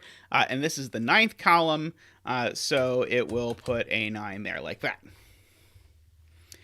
So that is the way that 159 works. Now, additionally, there are these white dots. Do you have a good suggestion of a bet cell, 2-10th? If you have a good suggestion of a bet cell, I will happily use it. Otherwise, I'll just pick something at random. These white dots would, for example, not work this way, because the white dots indicate that there are supposed to be consecutive digits along here. So, for example, 1 and 2 would be an acceptable way to fill in these two digits, not otherwise. So it could be 7 and 8, like that, whatever. The dot with a 4 indicates that instead of being consecutive, these have a difference of 4, so it could be a 6 and a 2, for example. The ending of Flemhippo's puzzle was really nice. It all just sort of unwound around. It was very pretty. All right. Now, as you might expect, not all digits are given. Or, sorry, not all dots are given. Also, not all digits are given. However, it is rare. Somehow, even in classic Sudoku, you don't get the instruction that not all digits are given. But you should. I think classic compilers should start including that rule. But anyway, it's perfectly fine in this puzzle for there to be consecutive digits that do not have a white dot between them, or digits that differ by 4 that don't have a white dot between them. All of that is good. Alrighty. A lot of people here have done this puzzle and have very nice things to say about it, so I'm quite excited to begin this puzzle. Let's see. Row 2, column 8 has been proposed as the bet cell. So that will be the bet cell. And then we can get started. And we probably have to get started with me telling everyone the secret rule of 159, even though I don't yet see exactly how it applies. But the secret rule of 159 is if you pick any box, like let's say we pick this one, it always has to be the case that one of these digits is low, one of them is mid, and one of them is high. So there's 1, 1, 2, 3, 1, 4, 5, 6, and 1, 7, 8, 9 in these three digits. They don't have to be in this exact order. They could be in any order, but there's always one of each. And the reason for that is because these digits tell you where the 9 goes in these three boxes. And so one of those 9s had better go in box 4, in which case that's going to correspond to a 1, 2, 3. One of the 9s had better go in box 5, in which case it's going to correspond to a 4, 5, 6. And one of them has to go in box 9, and that's going to correspond to a 7, 8, 9. So that's where this sort of high, mid, low thing comes from. Okay. I have finished explaining the rules, and Sayori has made a point already, so let's go back and look at Sayori's point. Where is 1 in column 2 most places would cause a repeated 2 in the box. So that is a good point. Okay, so if I look at where 1 is going to go in column 2, if I put a 1 in any of these places, it's a problem. So let's say I put a 1 there just to show you what the problem is. This digit's a 2 because it's the only digit that's consecutive with 1. But then this digit's also a 2 because the 1 is in the other column. I think that 159 puzzles were the inspiration for entropic lines. I could have the causality backwards, but at least in my headcanon, 159 puzzles were the inspiration for entropic lines. All right. The same thing happens here. If I put a 1 in either of these spots, it puts a 2 there and a 2 there. That's also bad. And the same thing happens here. So in fact, actually, one of these is a 1, which tells us that they're a 1-2 pair. And whichever of them is a 1 has a 2 over next to it. So I am going to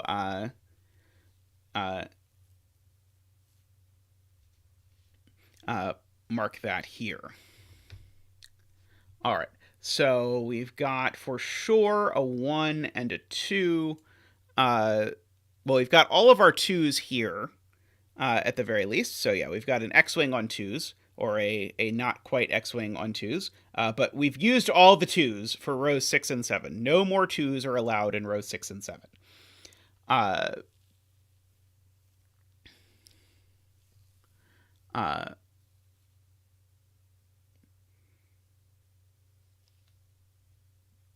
And so now we can ask about 1 in box 1 is J's point. So 1 in box 1 now can't be here by Sudoku. There's a 1-2 pair. It actually can't be in column 3 either, because if I put the 1 in column 3, it would put a 2 here, but there's a 1-2 pair here, I repeat, so that does not work. So in fact, there is a 1 over here. So that is pretty sweet. And so now there's got to be a 3 in pink somewhere down here. That 3 can't go in any of these places, actually. This is the point. So none of these 3 cells can be a 3. And so the only place that the 3 can go, I should specify, by the way, these can't be a 3 because that would make a 1-2 pair. This can't be a 3 because that would make a 1-2 pair. So the 3 is actually down here. And once there's a 3 down here, there can't be a 2 down here. So the 2 is actually up here. And we get a 2-1-2 pattern. And we can bring in Zach for the 2 dance. Woo!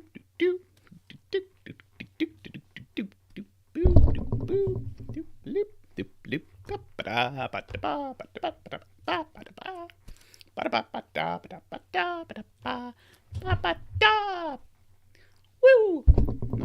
lip, lip. Boop. Ta-da! 2 dance with a bonus little 1 dance thrown in there. Because he likes to show off. Okay. So excellent.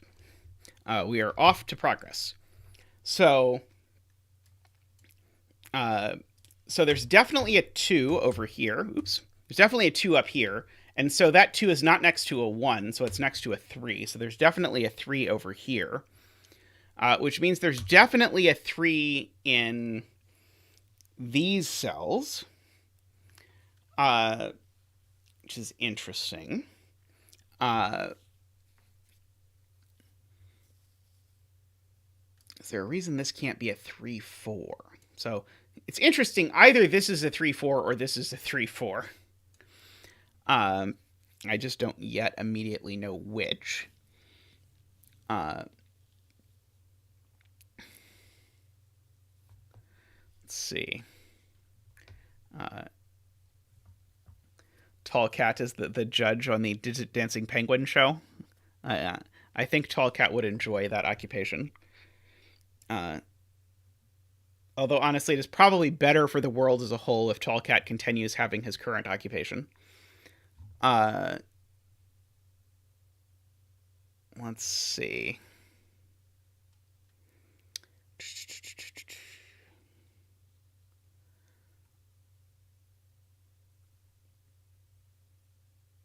Okay, what am I supposed to be looking at now that I have this? So yeah, so one of these is a 1.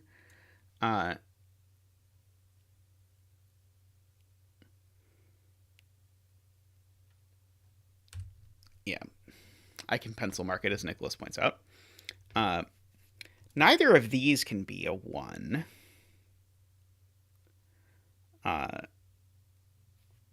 Okay, so I'm now looking at, like, neither of those can be a 1. Neither of these can be a 1.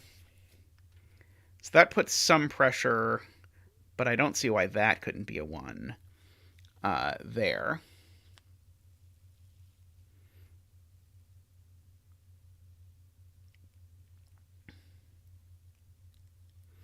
Eight cannot be in box 1, column 1.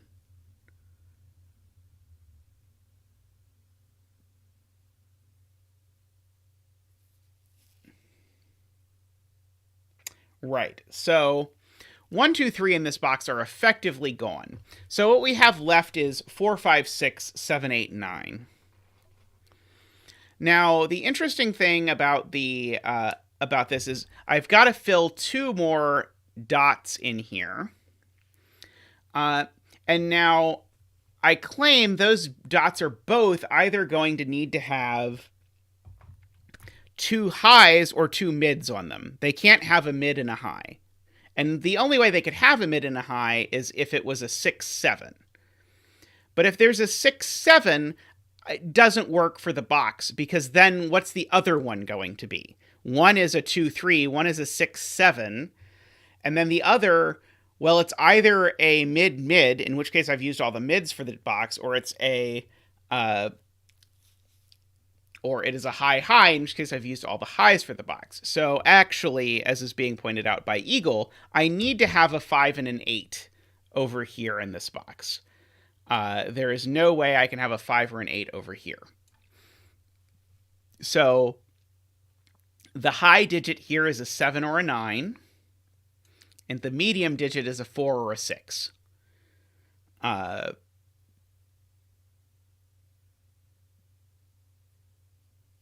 Directionary says not a 6. Why couldn't it be a 6 and put one there? Can't be a 6 putting one on this, I don't think, but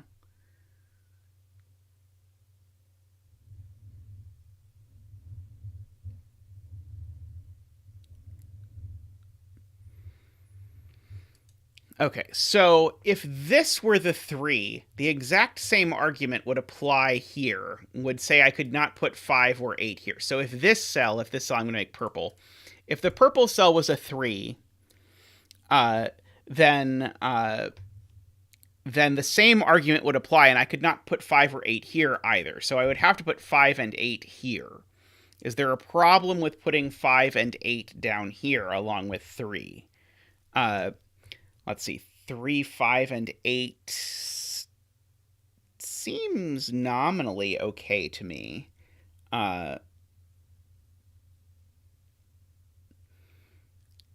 It's kind of interesting to think about what's going on with the white dots in this column. But I don't immediately see why that's a problem. I think if I chased it for very long, I think it would become a very big problem very quickly.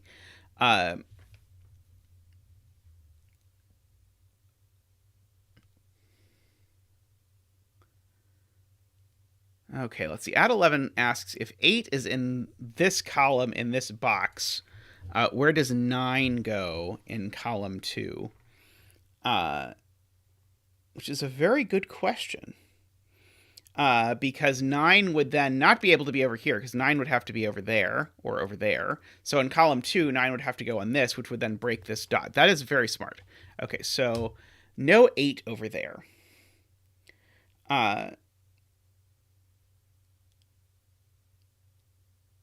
And I run into the same problem if there's a 4 here. I can't actually put a 4 on this dot either, because if I put a 4 on this dot, it becomes impossible to put 3 in this column. So 4 is not on this side, at least. So 4 is in is either over here or over here. Uh,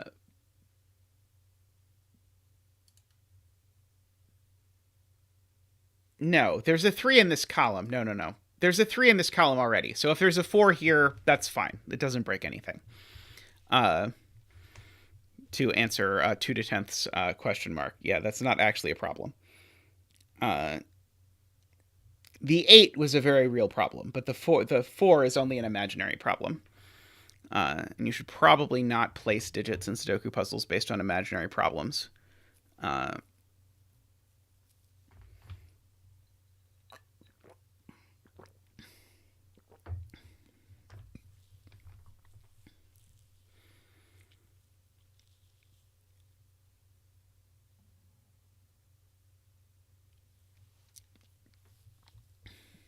I'm debating if any of these being 7 is a problem.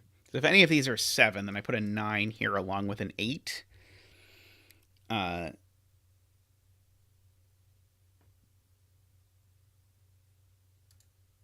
that seems okay to me.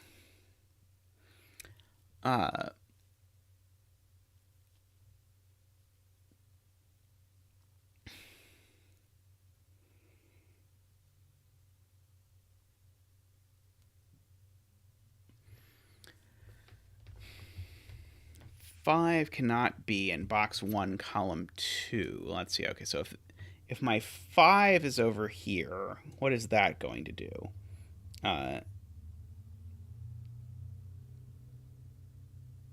It's going to put a 4 or 6 over here, and a 4 or 6 over here.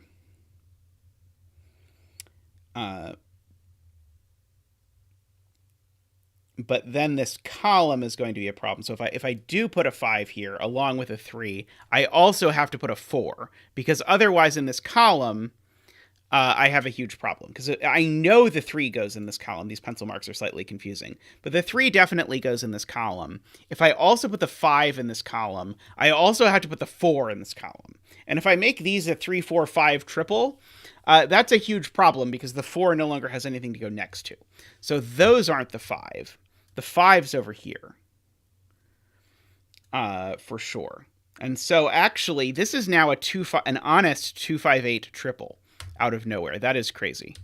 That is just gorgeous setting, as always. So that means that this white dot can only be 3, 4, or 6, 7. Those are the only ways that this works. 3, 4, or 6, 7. Just because those are the only digits left in the column.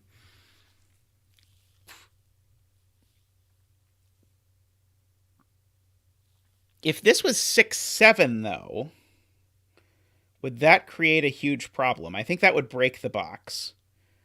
Yes, this can't be 6, 7, for the reason we went over before. If this is 6, 7, I've now placed a 3 here. This is 1, 2, 3. So I've used 1, 2, 3, and 6, 7. This dot now I either have to use 4 and 5, or I have to use 8 and 9, and either way I break the high mid lowity rule. So this is not actually 6 and 7. This is 3 and 4. In order to make that work. So we can fill in the rest of the column, actually, as crazy as that seems. 1, 2, 3, 4, 5, 6, 7, 8, 9. And that one's not a 1, of course.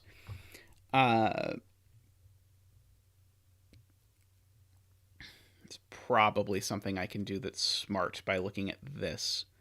If this were a 6, I would force both 7 and 9 down here, which would force an 8 over here. Also, if this was a 6, I would force a 5 over here. I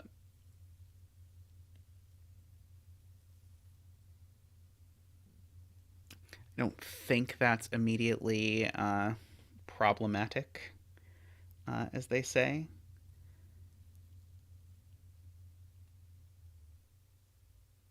Let's see. 3 can be pencil marked as being in column 5 in box 2. Right. That is a good point. One of these is a 3. Because we know the 5's over here. Good point to Liz. Likewise, one of these is a 3 for the 9.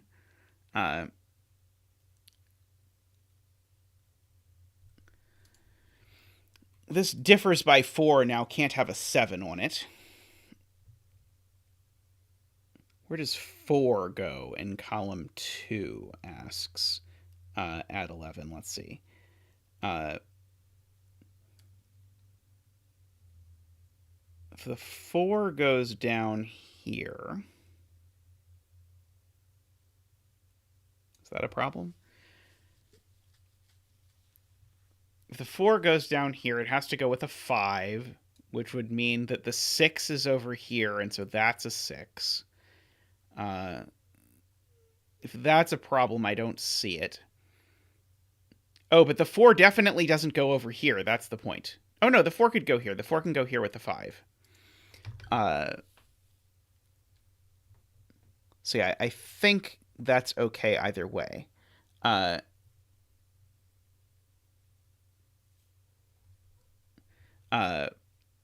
5 in box 4 can't be on the dot.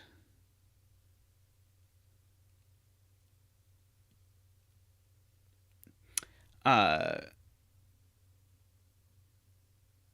okay. Sorry. Somehow this was box 4 in my head, and I was like, but no. This is the real box 4. If I put 5 here, then it needs to be with a 6, but now I've used all the mid digits because I've used 4, 5, and 6. So the 5 can't be there. So the 5 is there. Thank you, Garion. So the 5 being there puts a 1 in one of those two cells.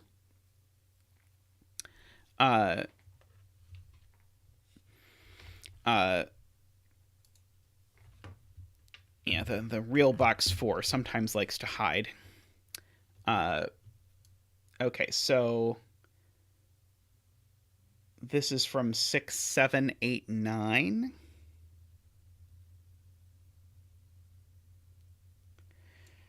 Well, Nicholas says the easy thing, which I should have done, which is that this 5 is on this box. So these are from 4, 5, 6, which means that none of these are 6, because I can only have 2 4, 5, 6s out of the pink. So that 1, 7, 9 triple actually gives us a 6 there. So I should have just done that right away. But Nicholas saw it, so Nicholas saved me. So this is a 5 or a 7. And it can't be a 5.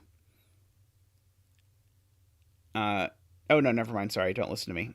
It could be a 5. If it's a 5, then this is a 4.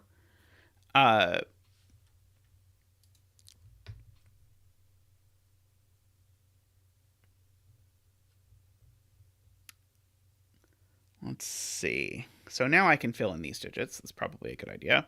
1, 2, 3, 4, 5. Well, the 5 doesn't go on the dot, as we've said. 6, 7, 8, 9. So definitely there's an 8 on here, so there's no 8 over here. So the 1 is either in this box is in one of these cells. I don't really want to pencil mark that, but it's true. Sorry, it's in one of these 4 cells even. You can even get down to 4 for the 1.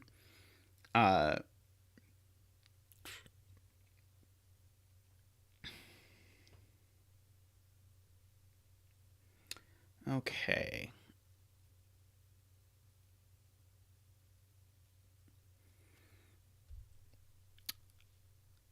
As being pointed out perfectly correctly, that the 8 in box 7 has not yet been written in. So the 8 in box 7 is over here.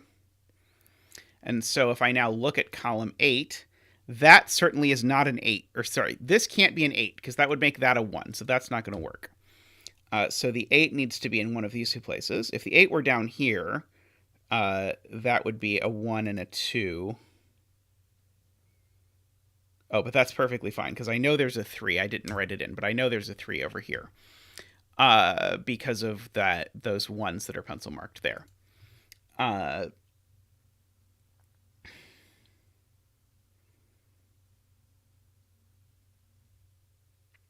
Let's see.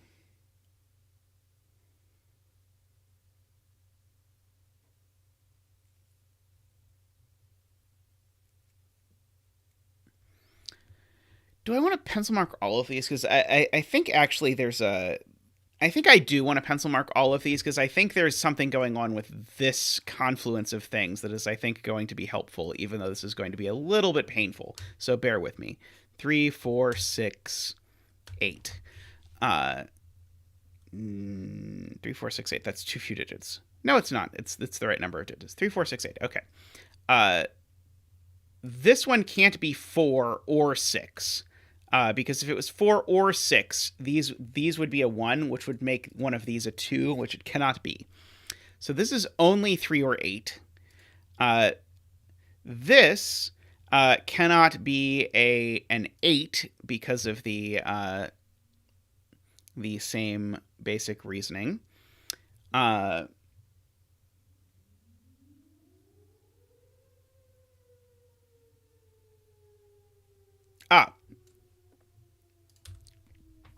Sayori has a smart point, which I had not considered, which is that the 2 to index the 5 needs to be here. And now that actually means that actually this can't be a 4 or 6 either. Because if this were a 4 or 6, it would, again, create an extra 2 in the box. So that lets us place a 3 and an 8. And narrows this down to a 4 or 6. So that 3 places that 1. That 8 places that 1. These cells aren't 1 or in the corner. Wait, what did I do? I did that bad. 3, 8. Oh, I removed the wrong things. Sorry.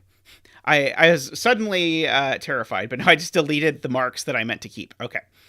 So still, that's a 1, that's a 1. These aren't 1 or in the corner. So those are a 7, 9. One of these two cells is a 1. Not that one. One of these two cells is a 1.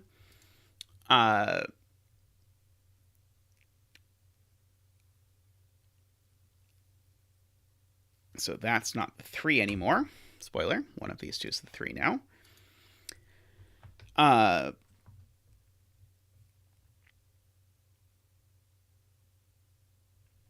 Yes, Sven's autocorrect mode will be very nice when it happens. I'm looking forward to Sven's autocorrect.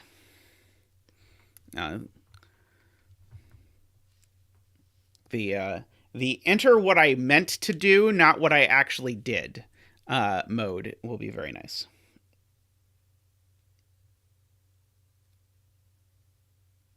Oh, 2 in box 9. That's a really good spot, Nicholas. So 2 in box 9 can't go in the pink because there's already a 3 in the pink, so that's already a low digit. It can't go here because there's a 1 and a 3 in the box, and so the 2 in box 9 just falls into place there, which makes that a 2, which makes that a 5. Great spot to Nicholas there. That was a real classy one. Okay, so this is not a 2 anymore. Now, Memerister is asking about 8 in box 9.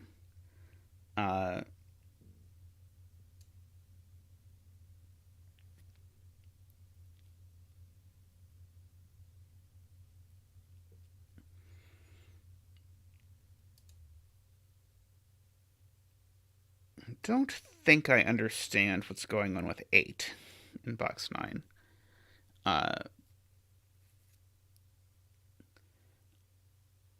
So I could write out possibilities. So I know that this crocky dot can't have a 4 on it because it can't have a 3 or a 5.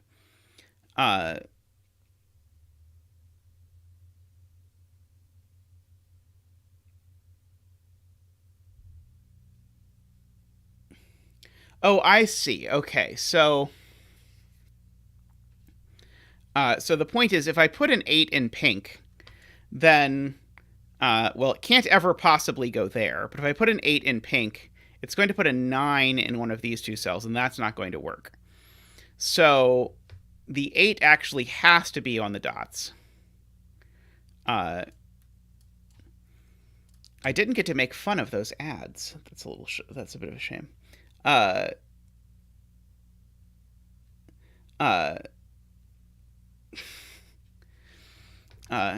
carrots cheaper than Tinder? We will find out. Our investigative reporting from the channel will figure it out. Okay. So the high digit over here has to be a 7 or a 9. And so this is also a 7 or a 9. Let's see. Single carrots in your area. I'm not even sure if Layla was a bot or was making fun of the bot, but whatever.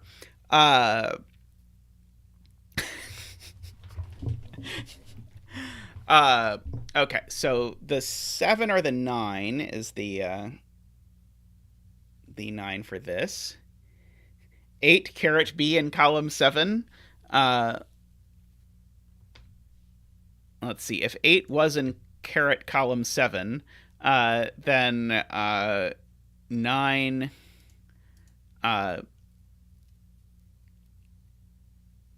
Right. Okay. So this is a little complicated to see, but if this is an 8, this can't be a 9.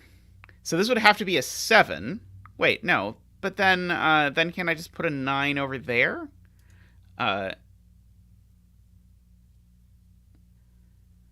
There are a lot of Carotas, apparently. Yeah, you don't want to turn into another Afraid Not incident. Poor Afraid Not. I still feel badly about that one. Yeah, I'm not quite sure here. Let's see. Row 7, column 4.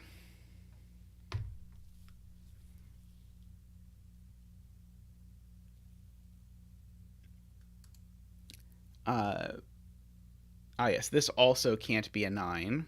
Right, and this can't be a 9. So I think Garian's point is I should at least pencil mark this. So this can't be 1, 2, 3. It could be 5, but it can't be 4 or 6. It can't be 8, so it's 7 or 9. So this can only be 5, 7, or 9.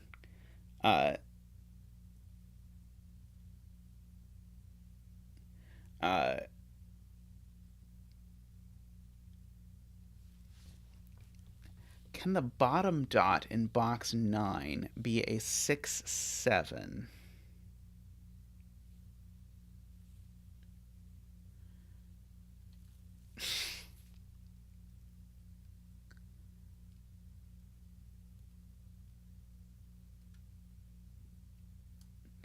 This is the same problem as before, right? If this were a 6, 7, I'd have 1, 2, 3 gone. I'd have 6, 7 gone. And then in order to make the other one work, I'd have to use either both highs or both lows. So yeah, so this cannot ever be a 6, 7. I see people saying, hey, Panthera. I didn't see Panthera saying hi. Did Panthera? Oh, there's Panthera saying hi. Hey, Panthera. I was afraid you got caught up in the carrot incident of 016. So yes, neither of these can be a 6, 7 for the reason we've discussed previously with things being 6, 7.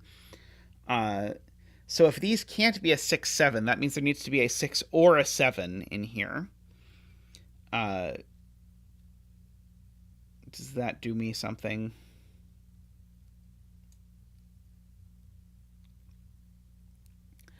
Let's see. Eagle says 8 can't be in row 9 of this box.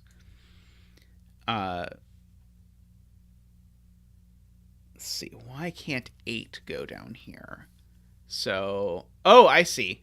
Because if 8 were down here, wait. If this were 7, 8, and this was a 9, why couldn't this be a 3?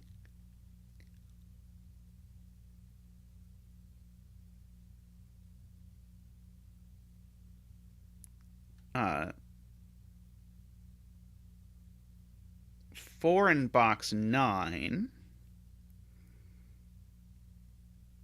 Let's see. I could have a 4-5 pair on one of the dots. Well, not on this dot. So I could have a 4-5 pair on this dot. Or I could have a 4 in one of these spots. And let's see. If this were a 4, it would make this a 9, which is okay, because then that would be an 8.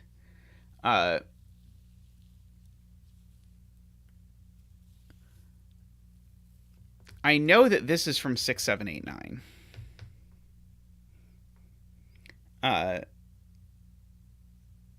So I do know that much.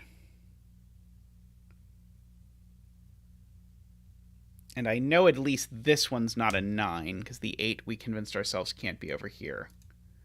That's right, and we discussed it wasn't 6, 7, right? This we already proved this can't be 6, 7. So this actually is a 7, 8, 9 triple, which means this can't be 9 either, which makes this a 3 and that a 9. This is a 7, 8 pair, which means that this is not a 7. So one of these is a 9. Okay. Good. Okay. And then these digits are a 1, 4, 6 combination in some fashion.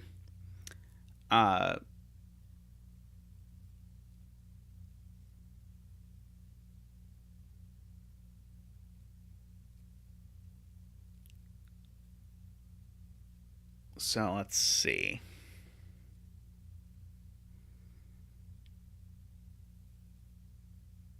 Oh, box 7. Thank you, Panthera. That's a 7. That helps. Hey, Dag. Or Dog. You can let me know if you prefer Dag or Dog, or if a different pronunciation is better. I have definitely missed things like that for a very long time in the past. Originally, you just said box 7. I was like, what am I supposed to see in box 7? It took me a long time. Dog. Okay.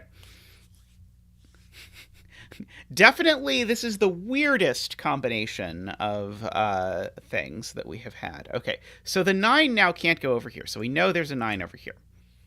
That much is known. So then we've got 4, 5, or 6. So this is 4, 5, 6, or 9. Now, what does that mean this has on it? Well, this doesn't have an 8 on it anymore. It can't have a 9 on it, so it's not 9, 7, 8. So these must be from 4, 5, 6, right? They only can be from 4, 5, 6. That's the point. And so there's a 5 on it, so this can't be a 5. So that's a 9. And then this is the other of 4, 5, 6, and it's not a 5. That's the point that chat has been trying to communicate that I was not paying super close attention to. So that gives us a 4, 6 pair in the row. And so we've got 1, 2, 3, 4, 5, 6, 7, 8, 9. This is a 3, 5, 9 triple. Let's see. And this cell can't be a 3. And it can't be a 9 either. So it is the 5. So these aren't 5. So whichever of these is a 3 is putting a 4 up here, and whichever of these is a 9 is putting an 8 up here. So this is actually a 4, 8 pair. Those aren't 4. This is 4. That's 6. This 4 puts a 9 here. So that's a 3. That's an 8. That's a 4. This is 6. This is a 7. Meaning that that's the 5 and that's the 6. Okay, this is definitely getting strange. I will be honest. I was not expecting to have feelings about pencil emojis after tonight's stream, but these things happen to the best of us. So this is a 1, 6, so that is a 4. I should just go ahead and fill in, and so that being a 4 means that's a 1 and that's a 6. Oops. So we've got all kinds of good, wholesome things happening. Not necessarily with the bots, but we've got good things happening down here in the grid.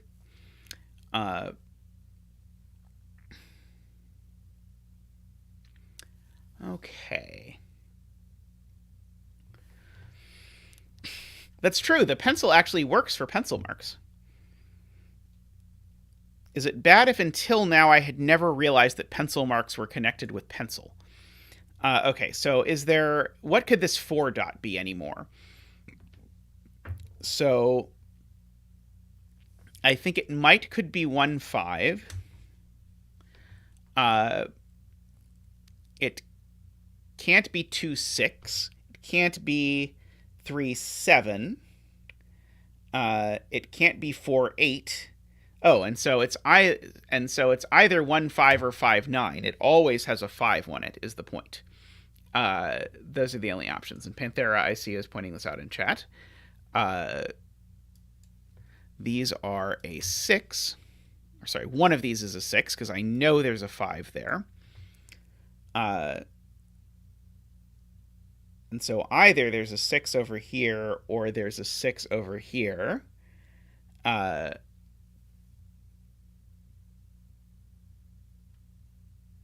Places 4 and box 5 in the red.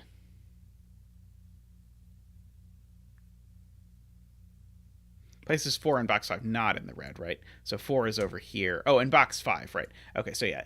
I can't put 4 here anymore. So now there's a 4 down here in one of these cells. And so there being a 4 down there in one of those cells means there's a 5 in one of these cells.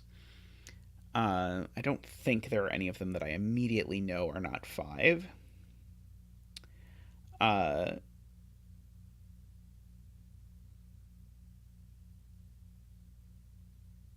4s I put in column 4 by accident. I don't think I put any 4s by accident this time. Let's see. Sayori, 1 in column 7 has only 1 spot since 2 is gone, right? I can't put 1 on a white dot, so I have to put 1 in one of these spots, and it's not going there because there's a 1 in the row. Great spot to Sayori. So that is a naked single 1, or hidden single 1. I think it was a hidden single 1. Don't listen to me. So that makes that a 7, which makes this an 8-9 pair. Makes this a 5. That being a 5 makes that a 1. Makes that not a 5, for example.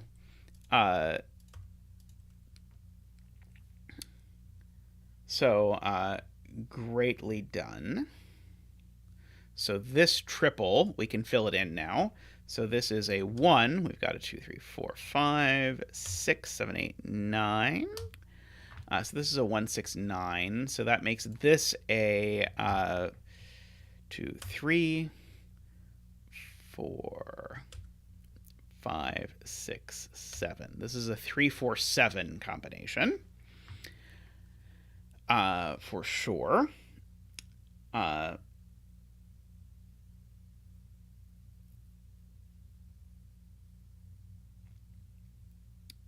Okay. And so the 1 is either here or it lives on this. Those are my 2 options.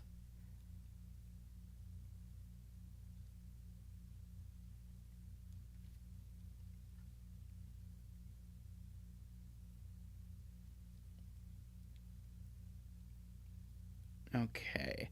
I could do the same thing with 3, actually. Oh, no, I already did that. There's a 3 in there. So there's a 3 in one of these 2 cells. Okay, so if I ask where 3 is in this box, it's in one of these 2 cells, which aligns with the 3 in one of these 2, which means the 3 in this box is in one of these 2 cells. I don't know if that's even remotely useful, but I saw it, so I'm going to pencil mark it. If there... Okay, so... If neither of these is 3, 4, then what are they? If neither of these is 3, 4, that doesn't work. Okay, so actually this can't be the 3. That's going to be the 3. Because if neither of these dots is 3, 4, then they have to be from 6, 7, 8, 9, which means they'd have to be a 6, 7, 8, 9 quadruple, which would break this cell. So that can't be the 3. That's the 3. And one of these is a 3, 4. I don't know which. Oh, well, I know that that's not a 3 at least, so I know that there's a 3 over here at least.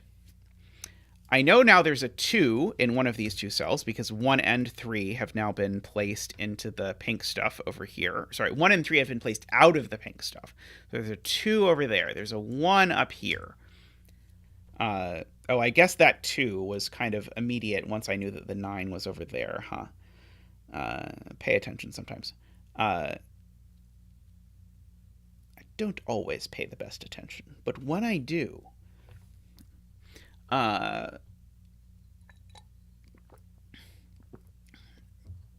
6 in column 7 has to go with a 7 and a dot. Okay, so the Sayori is pointing out a similar thing is true about 6s in this column.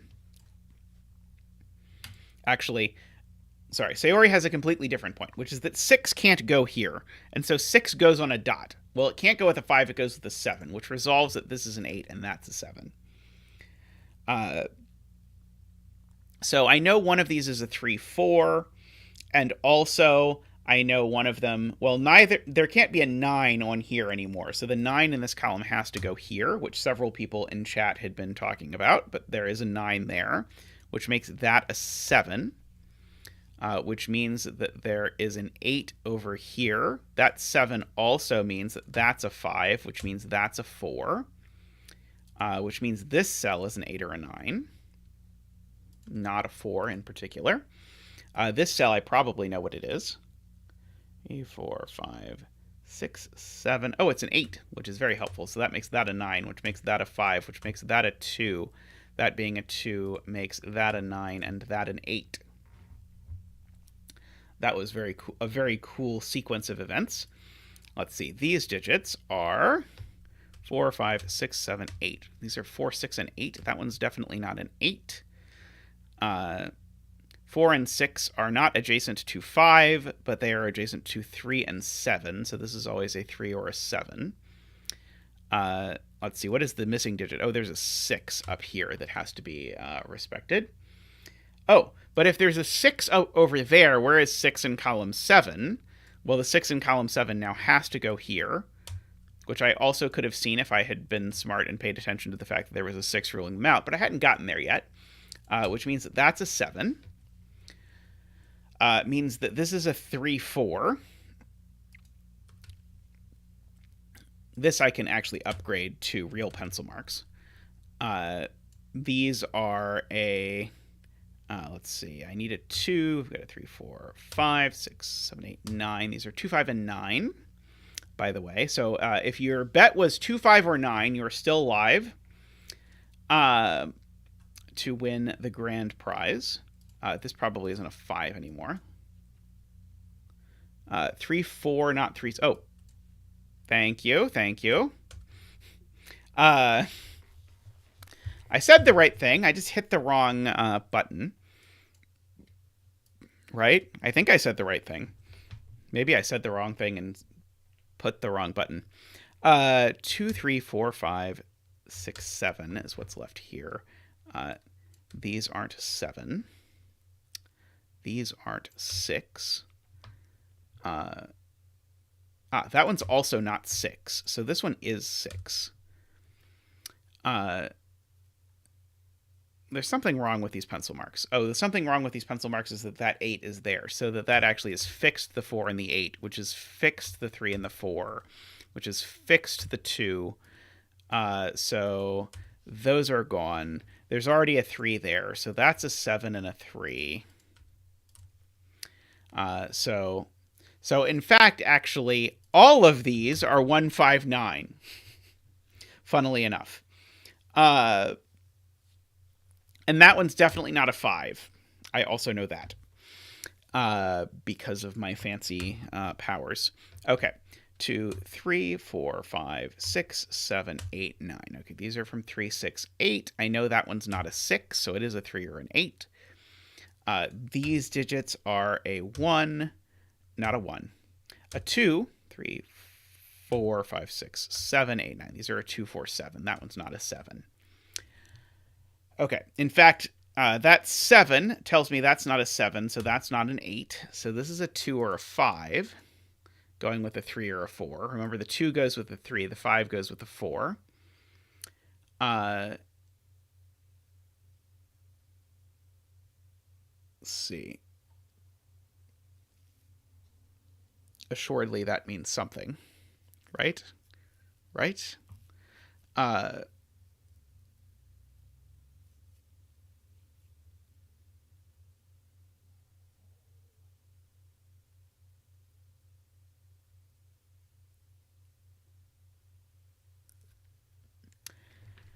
Okay, now what do I need to observe?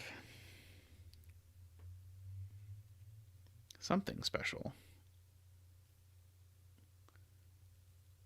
Because one of these is a 2-3.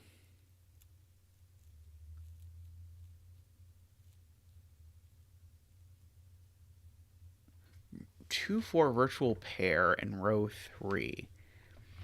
Okay, yeah. So there is a 2 or a 4 on this because it's either 2, 3, or 4, 5. That's a 2 or a 4. So there can be no more 2 4s in this row. So in particular, that is a 5 or a 9. And that being a 5 or a 9 means one of these two cells is an 8. Although I see now I already knew that one of those two cells was an 8, which is disappointing. Because I thought that was a cool observation. That seemed likely to be the intended way to resolve the puzzle. Row 1, column 2 can't be 7. Let's see. If this was a 7, what would go wrong? This would be an 8.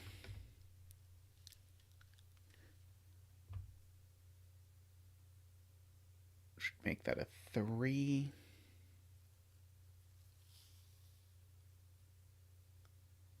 Because the 3, 8 indexing in row 1, column 5.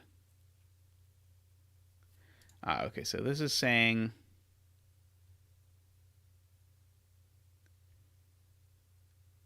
one of these two has to be the 5 for the row. That's what this is saying. And so if this is a 7, 8, then, right, if this is a 7, 8, then that's a 3, but that's saying that this is supposed to be a 5, but it can't be a 5 because it's an 8. So that's not the 7. So that's the 7 and that's the 8. That was a very good observation. That was difficult for me to see, even once it was explained to me. So that's not a 7. That's not an 8. That's not an 8. So that not being an 8 means the bet cell's not a 9.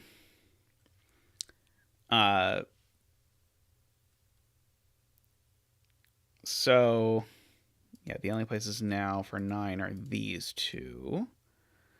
3, 4 pair in row 1. 3, 4 pair in row 1 indeed.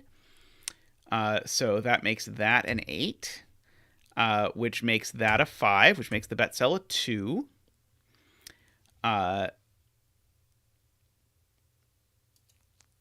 That 5 makes that a 5, and that a 4, and that a, that a 2, and that a 3. So that's the 2, and that's the 4, and that's the 7. That 4 makes that a 3, and that a 4. Let's see. Probably are pencil marks I could clean up somewhere. Maybe there are no pencil marks that I can clean up anywhere. That can't be an 8 anymore. I can at least go that far. That's not an 8 anymore. So that is an 8. And that being an 8 makes that a 9. Makes that not a 9. It's actually not a 5 either. It's actually a 1 if you look closely and look at the thingies of the thingies. So that's a 6 and a 3. That is a 6 and a 1. The 1 there puts a 9 there. This can't be 6 or 9, so it's a 1. And that's the 6. And there we go. That very last step there that I think it was Sayori who spotted, that was very tricky. But very nice puzzle. I liked that one a lot. There's a lot of very cool stuff there.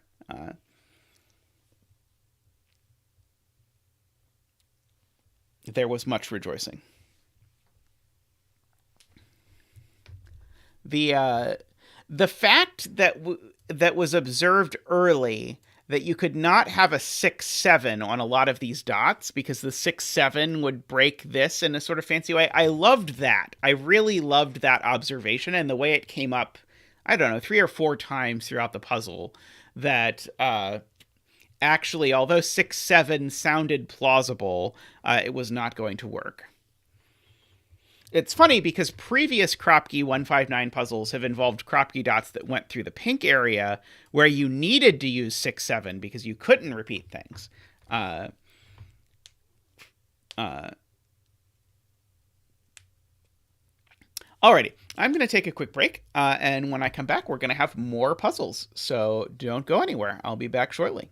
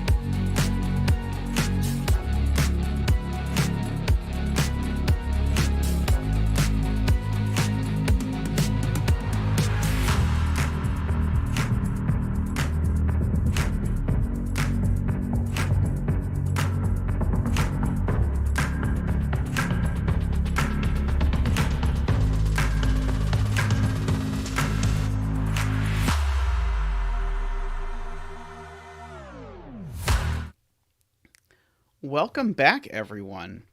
And I want to take a moment to again thank all of those of you who support us, be it by being here, by subscribing to the channel. Although if you're here and you haven't subscribed to the channel yet, we would very much appreciate it if you did subscribe to the channel.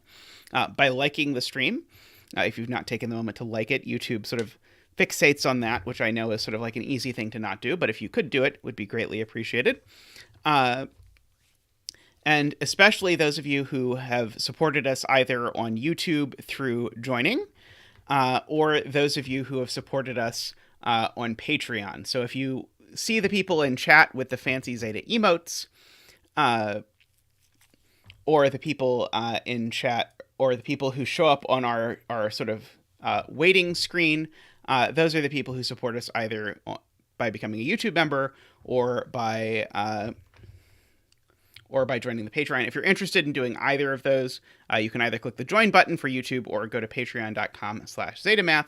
It comes with a bunch of benefits, including one of the more exciting ones is that you get to vote on what puzzles we do on stream, and I always do the most requested puzzle that shows up. Alrighty. So this puzzle we're about to do is a hexagonal puzzle by Math Pesto, who has been making some just amazing puzzles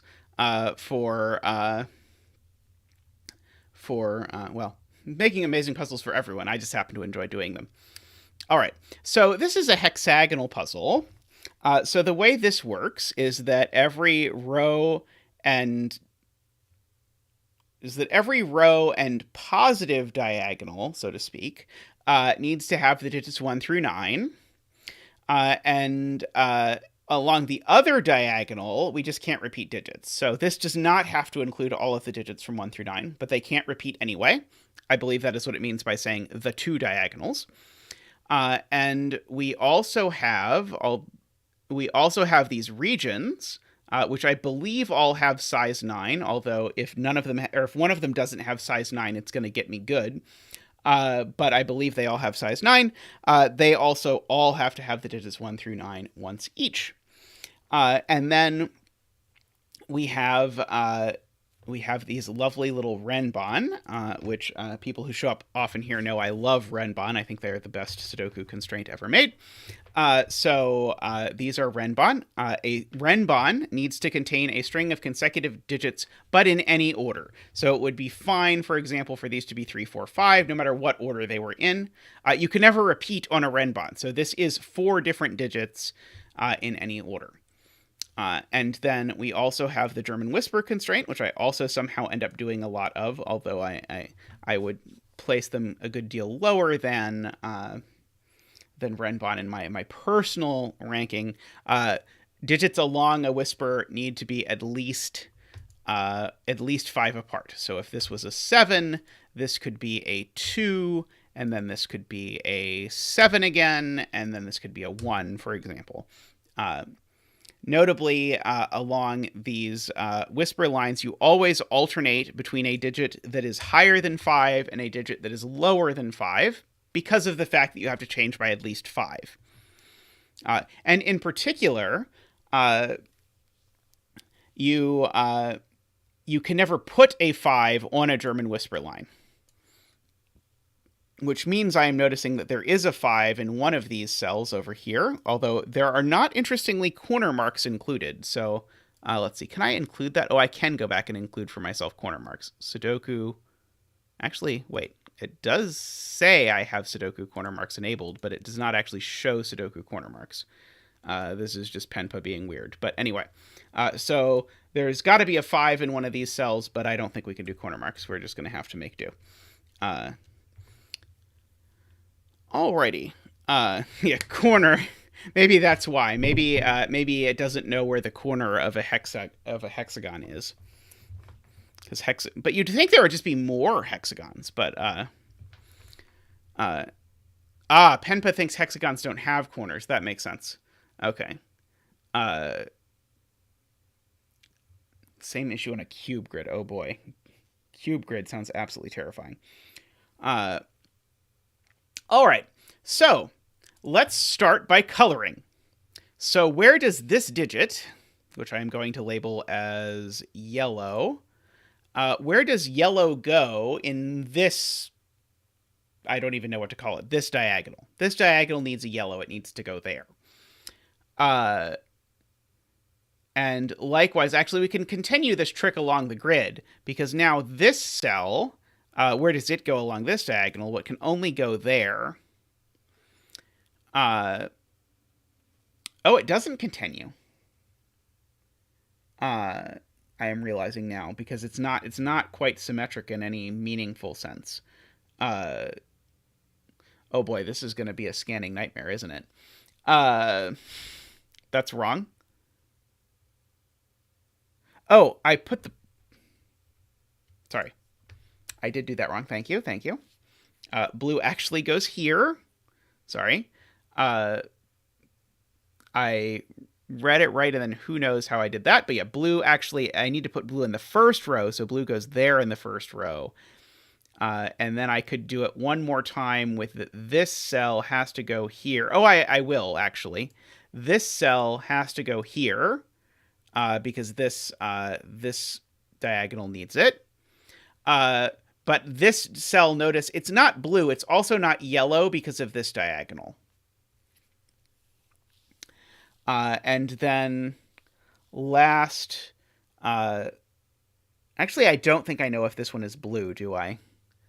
I think that this cell and this cell are the same for the same reason. But I don't think I know if they're blue or not, because I don't think blue diagonals over to here are good, so to speak. So So that is that. Why can't it be the other Audi?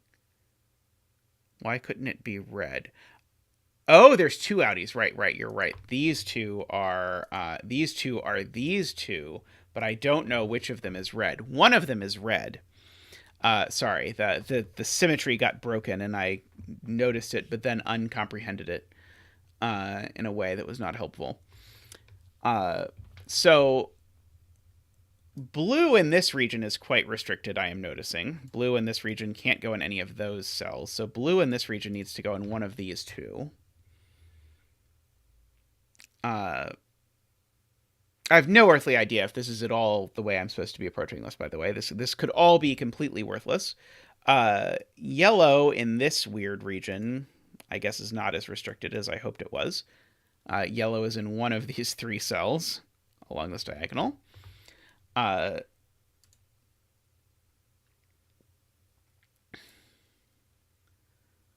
see. Is there anything I could do with sevens?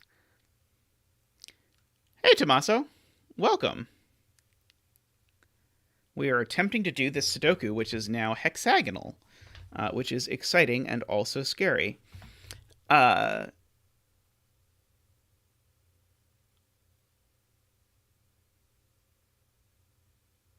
Yellow in the bottom row.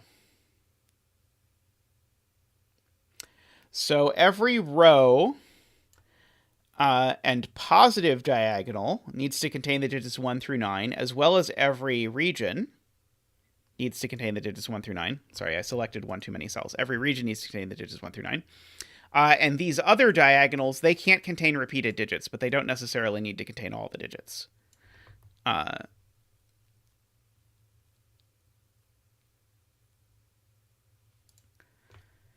Yellow in the bottom row. So yellow is precluded. Numbers go in the center of a hexagon. So like this 7 is a number. So yellow is precluded from these.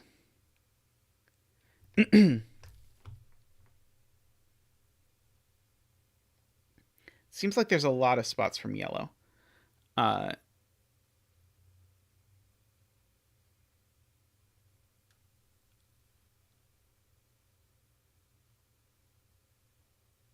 Yellow can't be 5. Oh, that's a good point. Okay. So Sayori has a good observation, which again is going to be not pencil markable, but we will do our best. So yellow has appeared on a cell that is on a German whisper, and so yellow cannot be the number 5. And because yellow can't be the number 5, if we now look at row 1, all of these are on a German whisper. So yellow can't be, so 5 can't be there. So 5 is actually on this Renbahn. So these numbers are all from 3, 4, 5, 6, 7, right? And these can't be 7. And this one can't be 5 because I know one of these two is 5. Okay. And now... Oh, bet cell.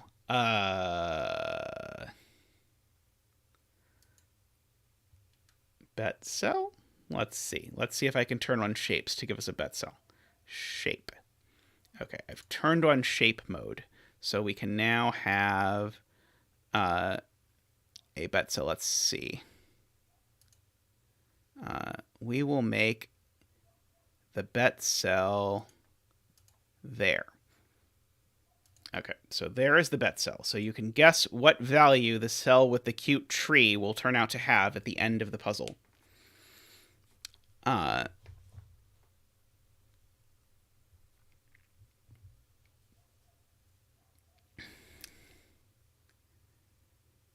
See, red also can't be 5. Blue can't be 5, although that's less exciting for those, maybe. If this were 4 or 6, this cell would need to be 1 or 9. I didn't see an option to use a caret, unfortunately, because I hear good things about carets. Okay, I should probably look at highs and lows in this row, huh? Because there's if I look at this, these two are the same. And maybe I can't quite deduce anything about highs and lows.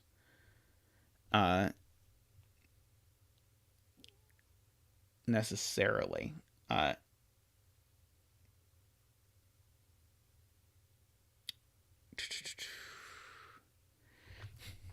Bidirectionary. I can place 5 on the biggest negative diagonal, I am told. Ah! Ha ha ha ha ha! Beautiful, beautiful spot, Kupuku. Kupoku? Kupaku. One of those. 5 on this diagonal actually is ruled off because it can't be red, because red's on a whisper line, and it can't be on a whisper line, and it can't be yellow because yellow's on a whisper line, and so there we go. We get our first digit, which is a 5, which is very exciting because it immediately gets us a second digit, which is also a 5. But we'll wait to dance for a real digit for this one. Okay, but we've got some 5s. Ah!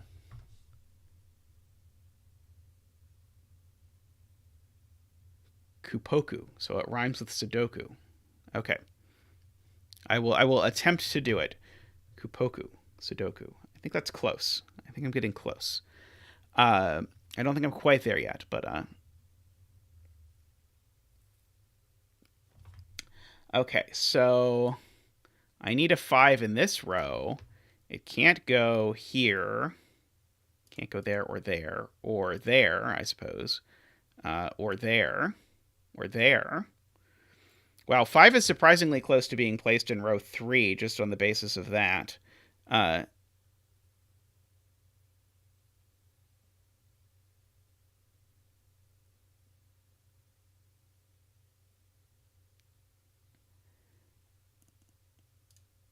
Alrighty.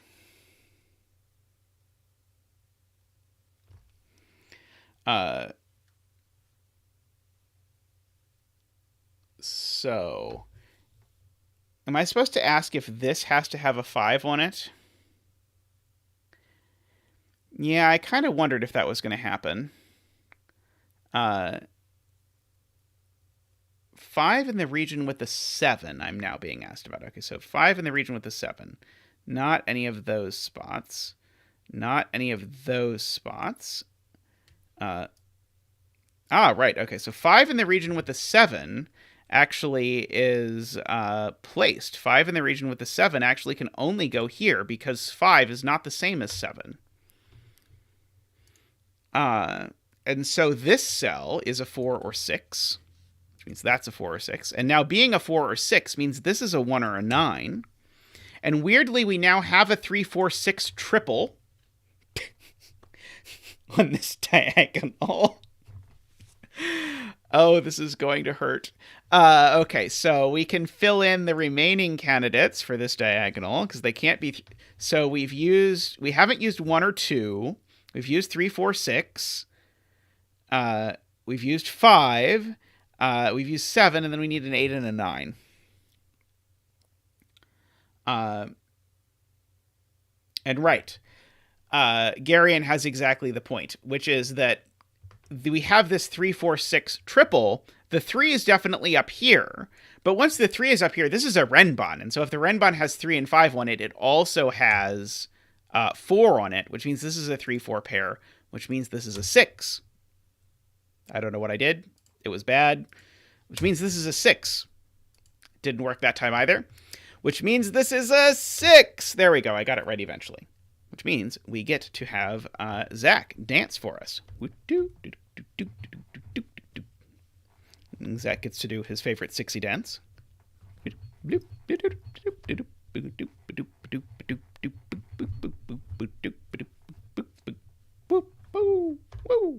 Thank you, Zach. Much appreciated.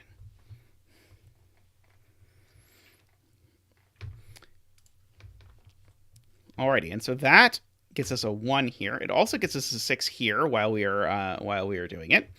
This has to be an 8 or a 9 because there's a 7 in the region already, as it happens.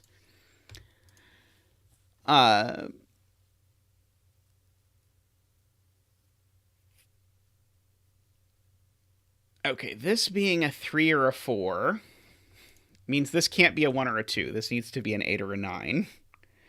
This needs to be a... well, it can't be a 1 because there's a 1 already. So this is a 2, 3, 4. It's funny to me that this cell doesn't see this cell. That is going to take a little bit for me to get used to. So we got our 3, 4 pair. We got our 8, 9. We've got our little 3, 4 there.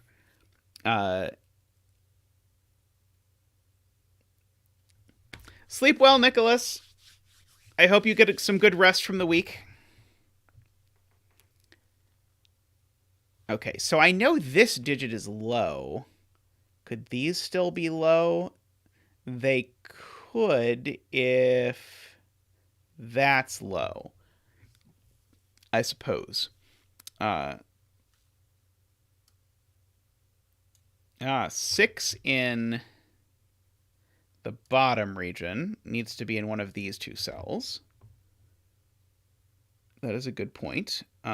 Do I know why it's not in one of these? If this were a 6... right. If this were a 6, this would be a 1, and it sees a 1 horizontally. So actually 6 goes here. Yep.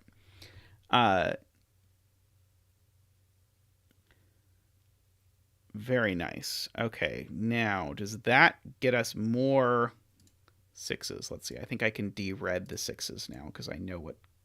Okay, and now that lets me do more coloring because now I do know that this cell is the same as this cell because those two are the same, so these two have to be the same. I now know. So I can do the coloring that I've always... Oh, why did I do that? Blue. Blue is the only color I've used. Oh, I don't know that these aren't blue, though, do I? Sorry, I should not color it because I don't know that they're not blue. But these two are the same digit. I know that much. Let's see. 6 in the top row is not there. It's not there. It's not there. Let's see. 6 can't be... Actually, 6 could be here, I think, if I'm reading this correctly.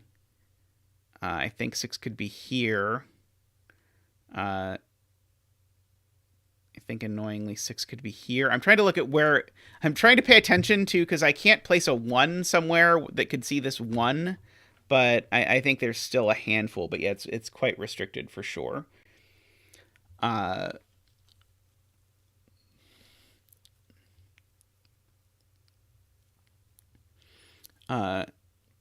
Yes. If only it had more trees. I think if it had more trees, it would be easier to scan.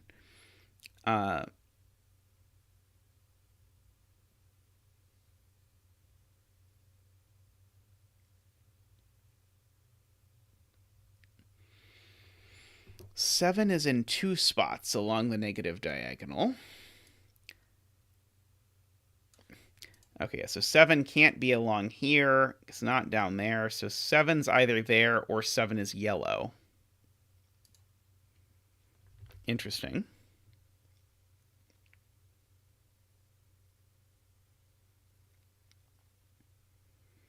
Can I do anything with that?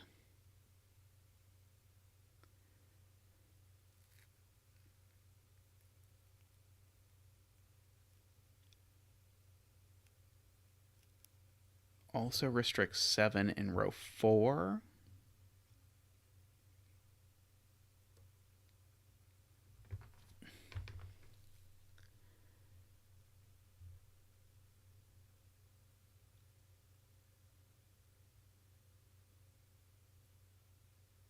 Yeah, because 7 in row 4 now has to be in one of these two cells. Yep.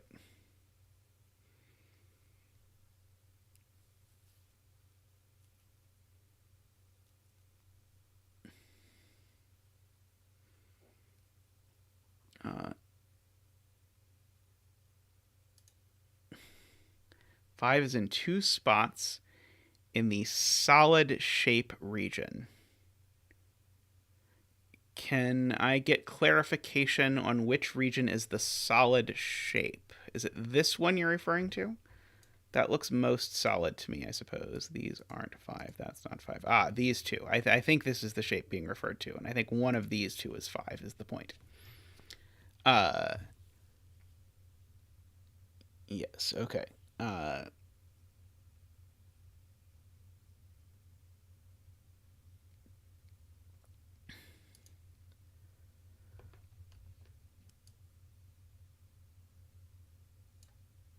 wonder if I should be just gratuitously pencil marking this, because these can be 2, 3, 4, not 5, not 6, not 7, and then they can be 8 or 9.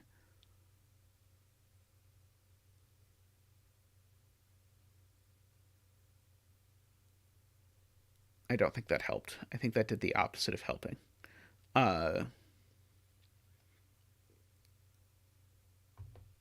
I'm going to undo that and declare that that was a bad idea. Oh, maybe I can't. That's right. Why can't I undo? I'm not sure why Penpa is not letting me undo right now. Well, anyway, I can just delete them. Okay. Normally Penpa lets me undo. Okay. Dog says one of those 2 5s in the solid region breaks the region to its northeast. Okay, so let's look at this. So none of these are 5. That's not 5. Okay, so the region to its northeast would be this thing. So where in the region to the northeast can 5 go, I guess is the question. Not there. Not there, of course, not there.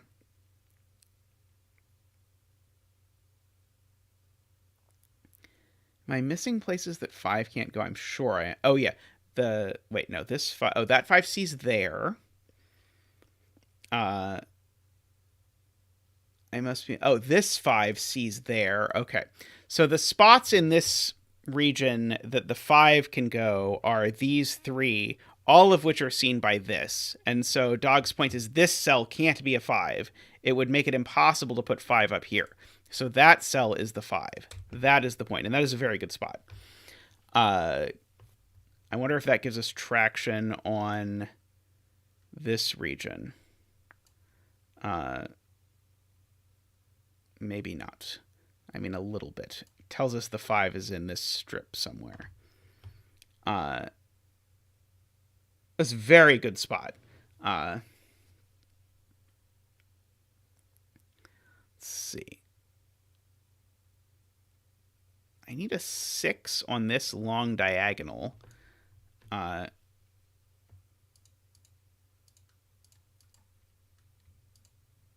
It's not in those places. It's not there. I guess it's not as restricted as I had hoped in the long diagonal. Is the short version. 6 in this region is restricted to being in the little pyramid at the top. For whatever that's worth. Probably very little.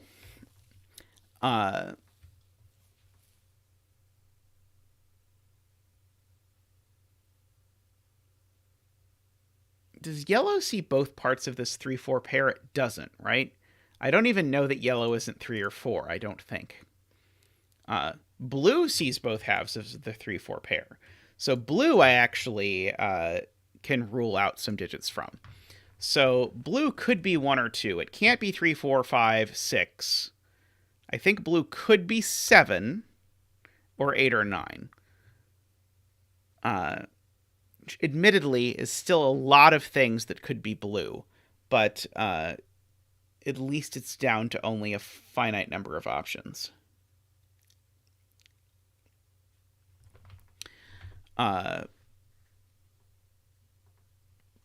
This is a mystery. Now the 2 places that 5 can go in the region to the northeast place 5 in post diagonal 8. Oh boy. Okay, so let's look at this. So the the 5 in the northeast region. Yeah, the one we just looked at. That's not a 5. That's sorry. Not 5, not 5, not 5. Not 5, not 5, not 5. Wait, isn't 5 actually displaced? Did I screw that up? Let me do that again. Oh, I think this is actually allowed to be a 5. Sorry. That can't be a 5. That can't be a 5. That's right. This does not see that cell as much as I would like that. These can't be 5s. That can't be a 5. That can't be a 5. So one of these two is a 5. And so the claim is that lets us place it on the positive diagonal number 8. So let me highlight these two cells. So wait, sorry, these two cells is the answer. Sorry, one of these two is a 5. That is the thing I'm trying to keep in my head here. One of these two is the 5 for this weird region.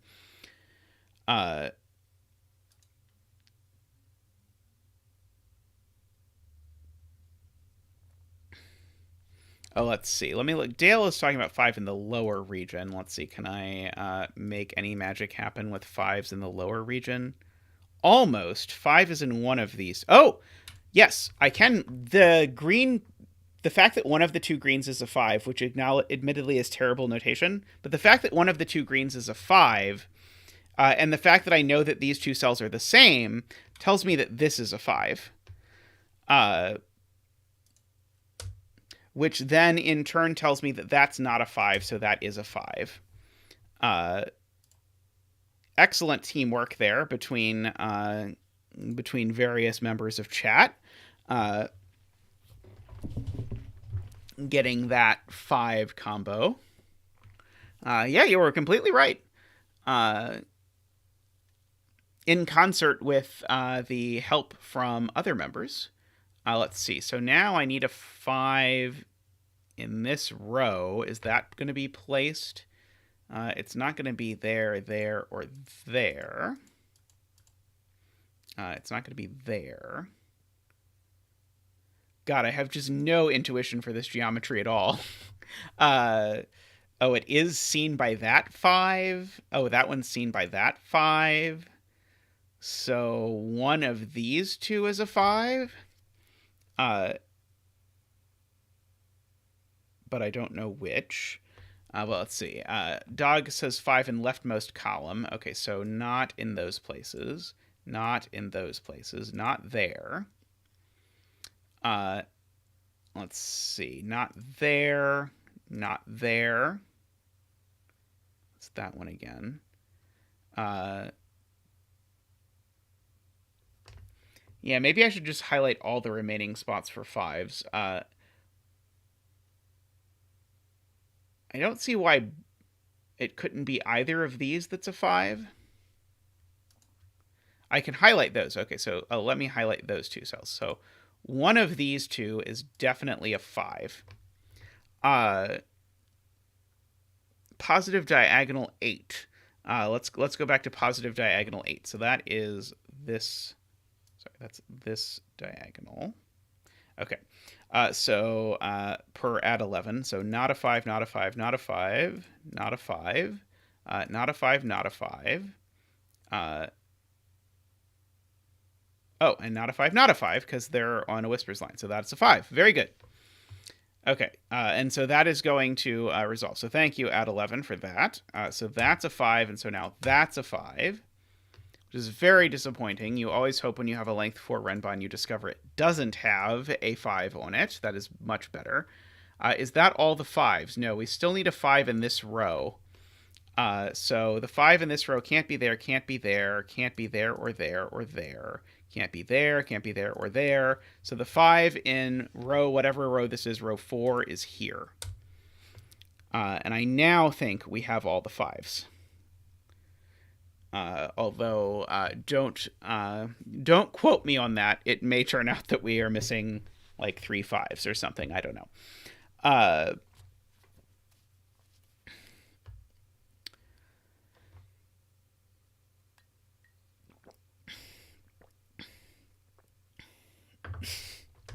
Yes, it is very, very wrong that your first thought on this puzzle was to think set. Uh, yes, now hopefully that the fives are out of the way, we can start thinking about the real numbers.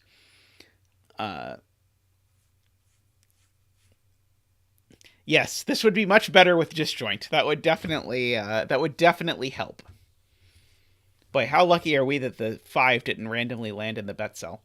The tree is the bet cell, Jaleb. I was looking for a way to indicate the bet cell, and so the bet cell became a tree this time. Uh, uh,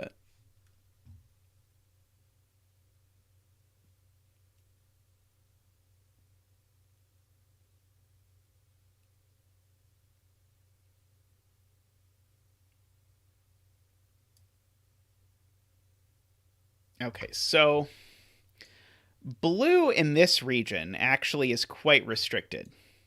Blue in this region only goes in one of these two cells. And if it goes in this one, blue has to be exactly a 2.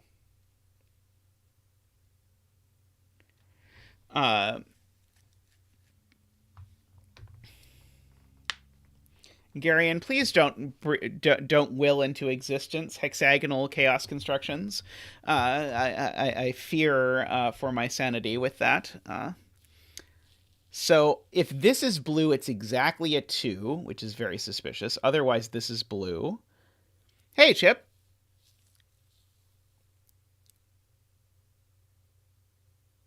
So I wish there was a good way to indicate one of these two cells is blue, because one of those two cells is blue. Okay, I'm going to indicate in purple that one of those two cells is blue, which is, I know, making this increasingly impenetrable. But I'm noticing that rules out purple, or that rules out blue from being in any of these cells in this region, which is, I guess, not quite exciting. Yeah, maybe that's not actually that useful, but one of these two is blue. That feels helpful. If it were this one, would it rule blue out of a region entirely? Not quite, I don't think, unfortunately. I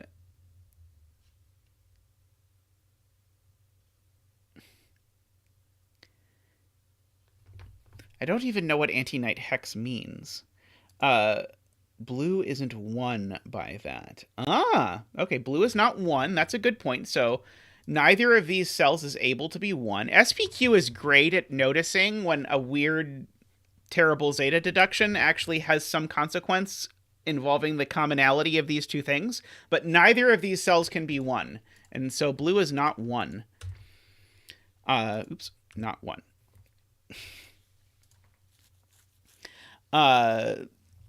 Very useful. I mean, we're 1 digit away. If we can say it's not 2, then we'll know that blue is high, blowing the minds of all colorers. The hex is like 1 forward and 1 left, or 1 forward and 1 right. That's conceivable. I would buy that as a Diagonal Knights move.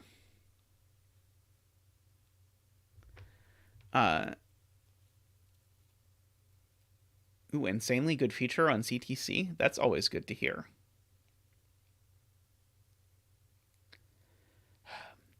I somehow feel like this is the more likely place, but I think we're missing a piece of information before we can do it. So is the point, where did these 3 cells go in row 2? I don't think so. I don't think I know where those 2 cells go in row 2. But I'm wondering if there's other equivalences that I should be using somehow for my benefit.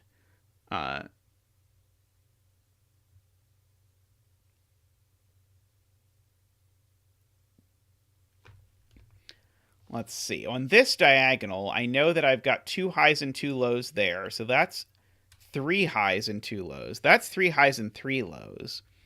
So these 2 cells are opposite high-lowity. this seems like the biggest reach in the universe. But those two cells are opposite hyloity. That is a thing that is true. Where can 6 go in row 1? Let's see. Okay, let's highlight places 6 can go in row 1. So 6 cannot go here or here. 6 could go here, I believe. If 6 were here, I think that's... No, this 6 sees that cell, so that can't be 6. If this were 6, it would put a 1 here and here, but I think that's okay. At least it was okay before. This can't be 6. This can't be 6. That can't be 6. So I think there are 3 spots that 6 can go in row 1, although I would be happy to hear that any of these are not actually possible.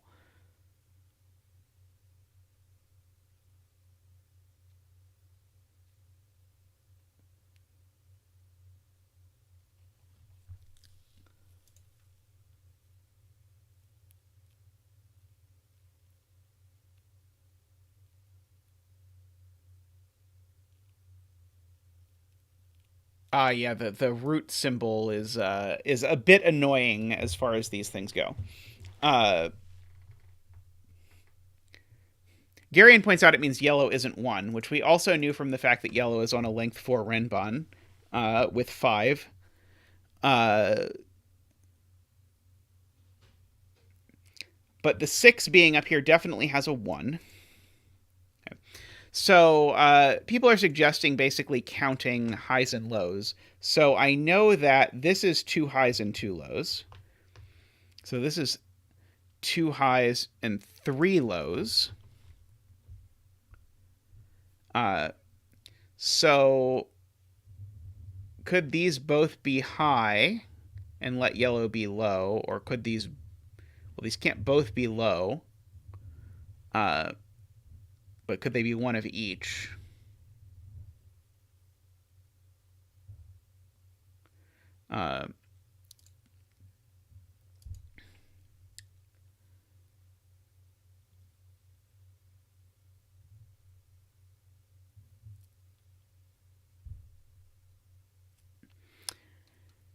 Yeah, I wonder if there's other cells where I can place them in nearby regions that would be useful.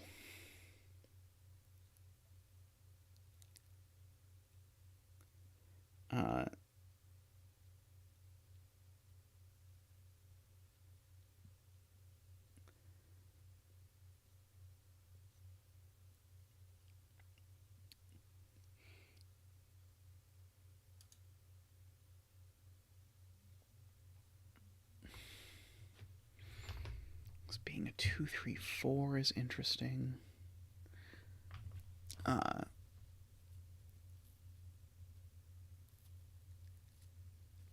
It's actually interesting to note that in this region, we have so far used 2 lows.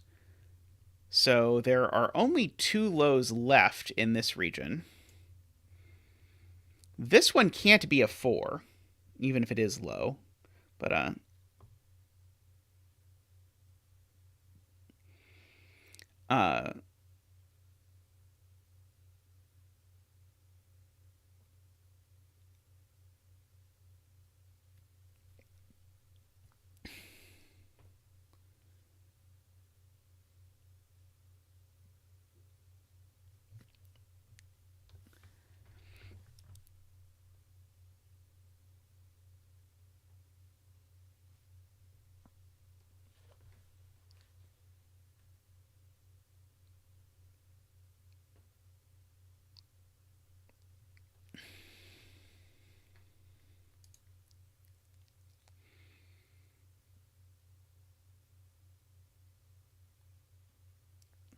I'm really, really annoyed that this cell could still be yellow. I think that is the thing that really irks me. Trying to remember what purple even was. Purple was the places that blue can go in the row. Is the 2, 3, 4 in row 3 blue? It might be. So the purple cells here are the two places that blue can go in row 3. Could color. My fear with coloring these is that they could be blue, can't they?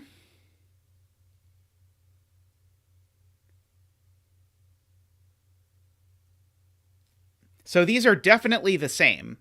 I just don't know if they're blue. Okay,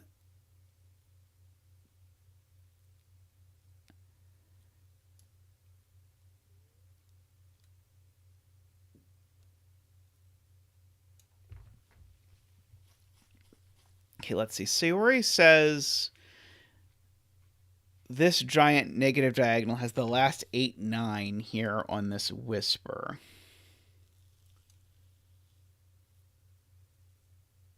So you're saying you can prove that neither of these can be 8, 9?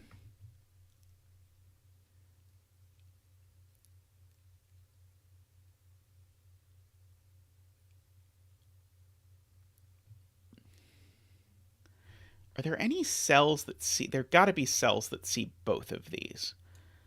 So are there any interesting cells that see both of these? No, there are not. It does not seem.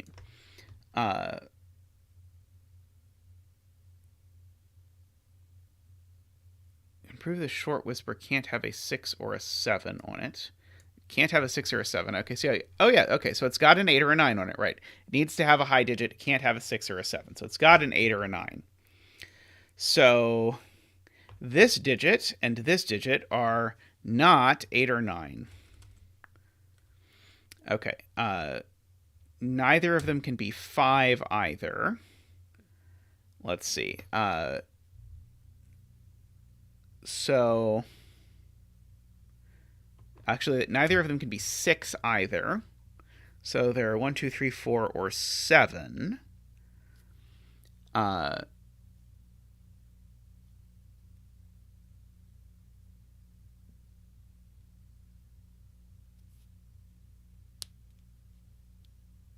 One's already on the diagonal. That's an excellent point. So they're 2, 3, 4, or 7.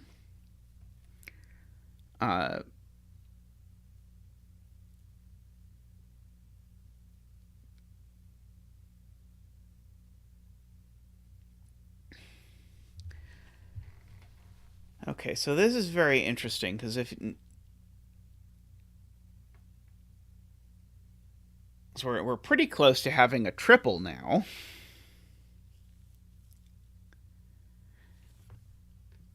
I actually know one of these two cells has to be 7. Because if neither of these two cells is 7, then I've made a 2, 3, 4 triple, and then this whisper can't possibly be filled because all the low digits are gone. So, weird deduction of the minute for this puzzle. One of these two digits is a 7. I don't know if I can do anything with it, but one of the two is a 7, which unfortunately doesn't quite tell me there's no 7 on this Renbon, which would be really nice. One of these two is a 7.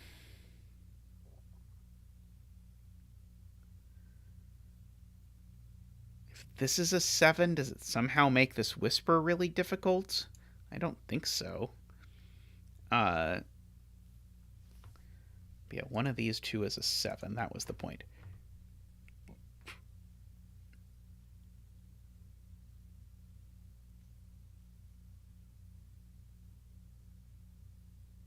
But yeah, I don't think I can do anything with it. If yellow is 4, this is a 9. And then that's also a 4. So that's also a 9. Okay, let's try that for a second. If yellow is 4, that's 4. So these are all yellow. These are both 9. It doesn't seem like a problem to me, as I'm able to determine it. I guess really the question is, can this cell be yellow? Is there some Sudoku logical reason why this cell can't be yellow? And if there is, I don't yet see it, but I am very open to the possibility that this cell is not yellow. I suppose I could also ask questions like, only one digit is missing on this diagonal. What digit is it that's missing? Wait, is that even true? Or is it 2 digits? 2, 3, 4. No, there's only 1 digit missing on this diagonal. Do I know anything about it? Or this diagonal? I think I really don't know anything about it. But I could ask some really horrible question like, where is the digit that's missing on this diagonal in that region or whatever? I hope I don't have to ask that question, but it is a question that is technically possible to ask. Oh, this diagonal's interesting. Because this diagonal actually has 3 high digits on it already. And so if blue is high, then this is all the high digits. I don't know if that does anything.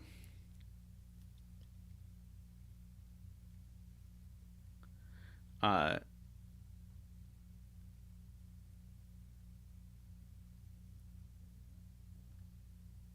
the right of lower yellow. So yellow in this region we're talking about, where yellow goes. It doesn't go there. It doesn't go there or there. So one of these 2 cells is yellow. Okay, let's fill that in. I'm happy to fill that in. So it was one of these 2 cells is yellow. So orange is the places yellow could go in the curly Q.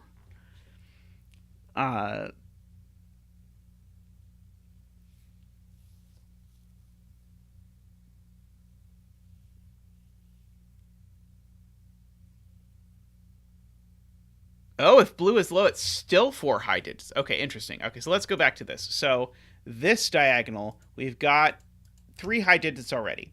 If one of these 2 is also high, so that's 4 high digits. So these digits are definitely low.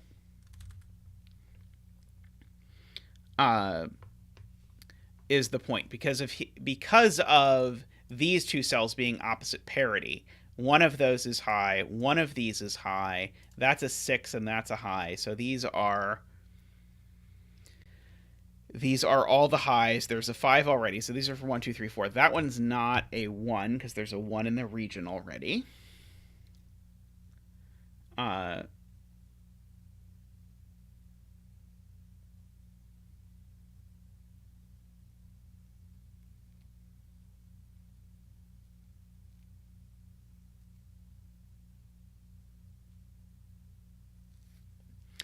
You have a 4 high in the diagonal 8.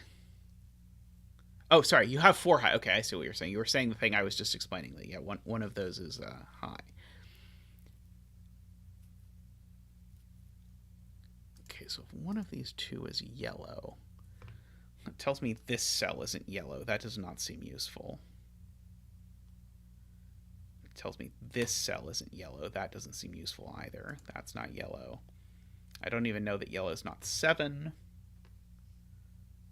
Actually, I know that yellow isn't any of these cells, at least. Oh, yellow's not 8, 9 either. So actually, in this region, this is a little bit weird. In this region, yellow is actually restricted to just these 3 cells, I think. I think those are the only spots that yellow can be. 6 only has 2 locations in the curly Q. Let's verify... Or not verify. Let's figure out what they are, is what I really mean to say. 6 can't go in any of those places. 6 can't go here. If 6 were here, yellow would be a 1, and it can't be. So yeah, so one of these 2 is a 6, is the upshot of this, right?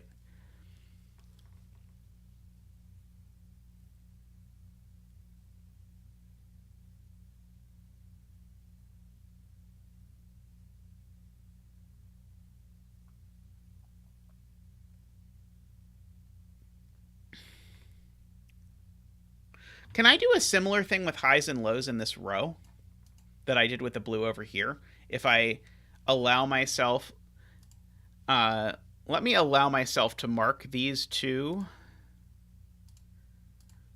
Red might be blue. No, I don't think so, annoyingly. I was hoping that I could do the same trick here with this row and say, okay, well, there's a high, there's a high, there's a high. That's 3 highs. But annoyingly, I don't have my whisper over here to do this by symmetry. So that's 3 highs, but I don't know about an additional high, sadly.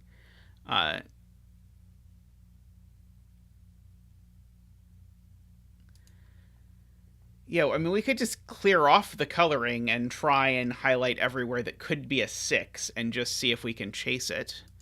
Let's see. So let's grab some circles of various types. Please enable my panel. Thank you. So these 2 cells contain the same digit, and these 2 cells, oops, that was a mess. These 2 cells contain the same digit. Okay, so let's uncolor.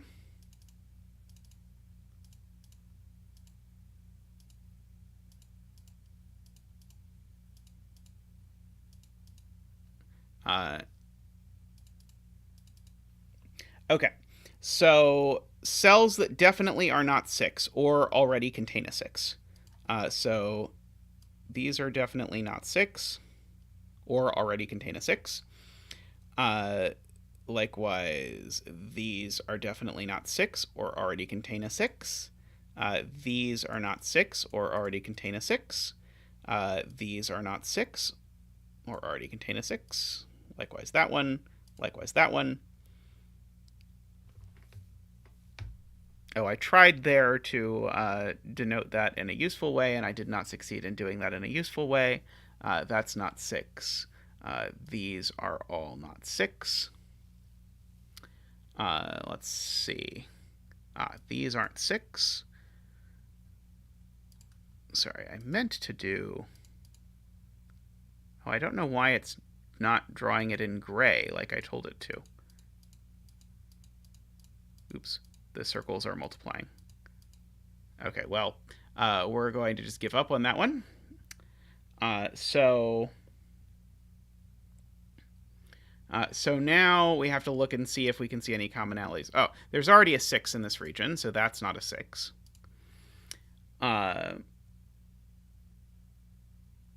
This region, its 6 is always on this diagonal, so that rules 6 off of there and there.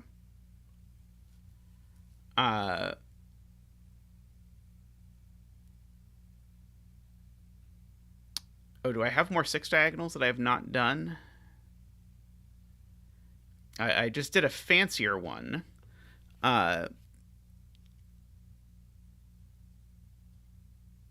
Interestingly, if this cell isn't a 6, all the digits on this Renbon are low. The giant negative one. Oh, right, the giant negative one. That one was missing. Okay. The longest negative diagonal. There we go. Okay.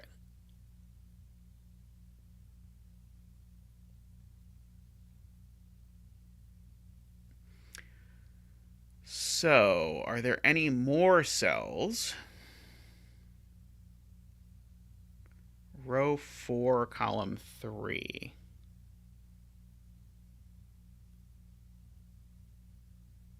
Right. Right. Okay.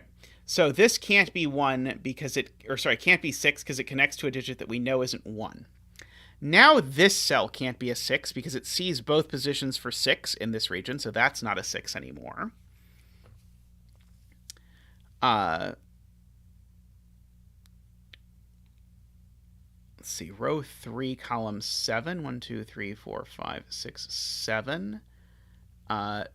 Right. If this were 6, it would break this region, so that's not 6. So same idea as my one over here.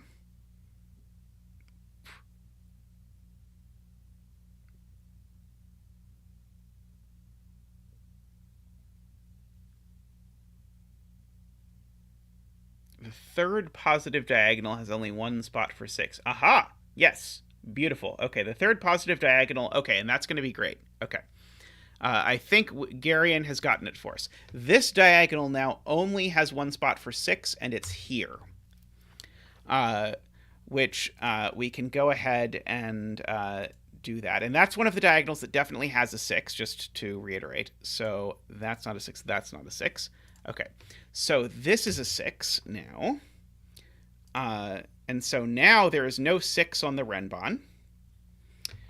Now this region needs a 6, and it's there. So no 6s go there. Now this row needs a 6, and it's here. So no 6 goes there. Let's see. Now, how on earth can this possibly not be resolved? Oh, this 6 is ruled out those two from being 6. And so, therefore, this now is a 6, and that's a 6. And so that's a 1 and that's a 1. And we can get rid of our coloring.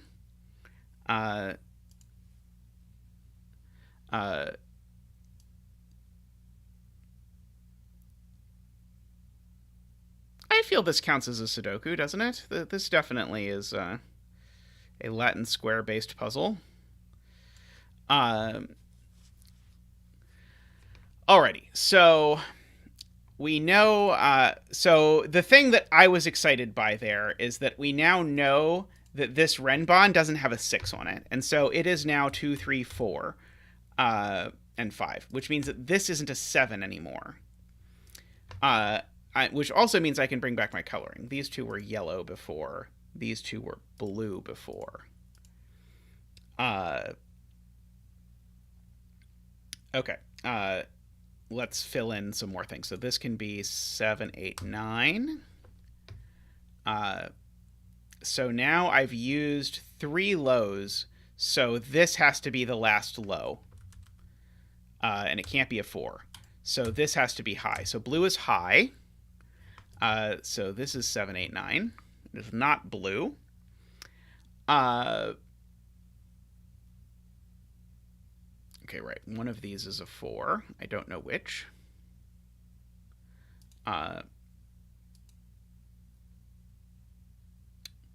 Okay. Yeah, the circles I can get rid of now. I just wanted to not destroy my coloring. Sorry, I had been doing some coloring previously, and then I wanted to color something else, and then thing happened. Okay. So now, where does blue go in row 3? Right. We knew that blue in row 3 went in one of only 2 spots, and it's not there. Good memory to Andrew, or good spotting if Andrew didn't remember it and spotted it himself, which also seems very possible. So this is blue as well. Strangely, still doesn't see the 7, but close enough. Okay.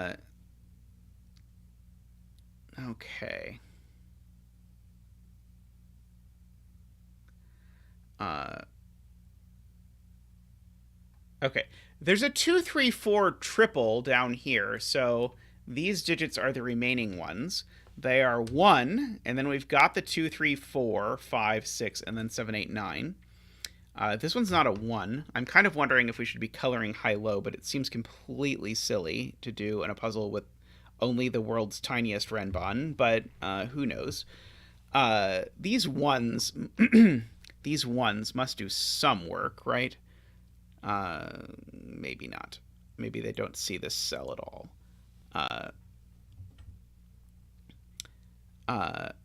There's a 2, 3, 4 triple here. Wait. No, sorry. This cell now has to be a 7. Right.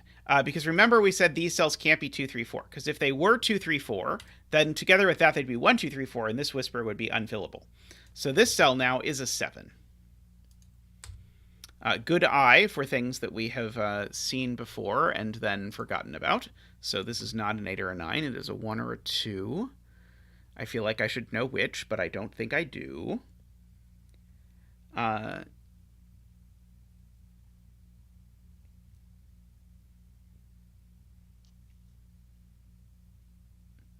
You should retroactively steal the name Chaotic Evil from your previous puzzle that you called that and call this puzzle Chaotic Evil. That is my recommendation. I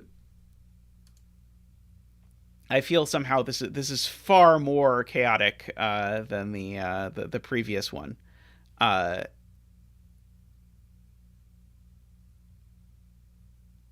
Okay, let's see. We could try coloring places for ones.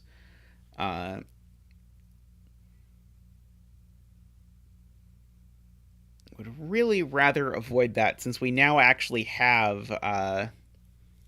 Yeah, I really don't want to surrender my coloring now. I'm afraid. Because now there is too much coloring, I feel like, to recover.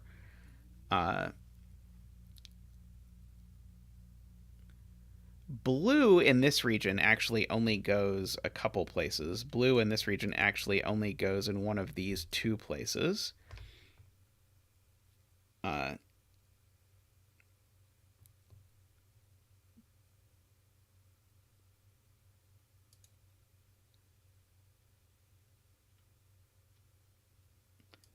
see. If I consider where yellow goes in, say, this region, I'm going to get that yellow goes in one of these two places. That's right, I had marked that before. Yellow is in one of these two places. But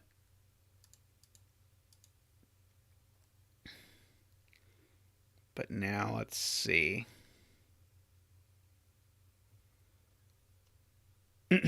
Oh, blue is placed on the negative diagonal? Let's see. I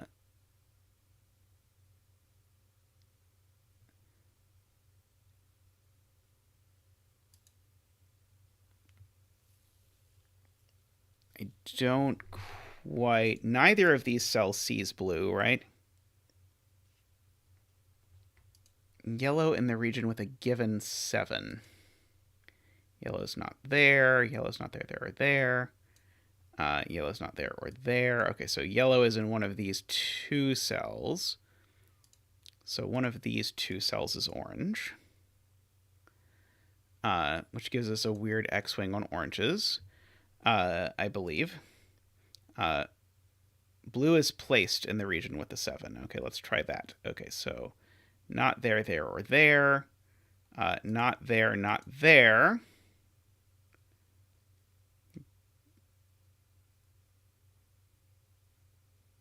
I feel like I see 3 places for blue.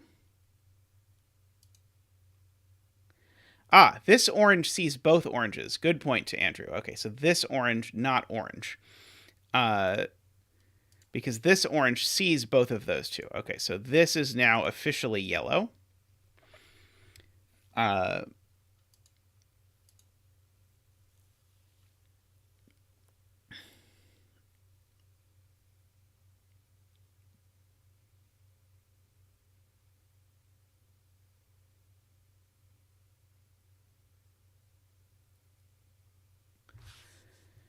Let's see. Blue in this region is not in those spots, not in those spots, not there.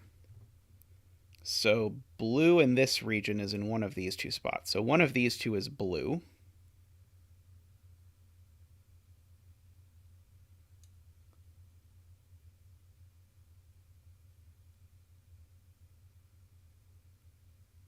I don't think I know which is blue, though. But one of them is.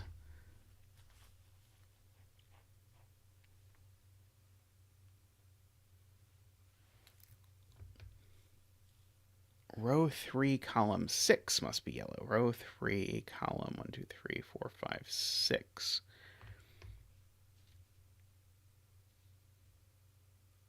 Let's see. Looking at yellow in this region. Not there, not there. Not there, of course. Don't see it. Row 4, column 3 sees the 2, 3, 4 triple. That's a good thing to notice.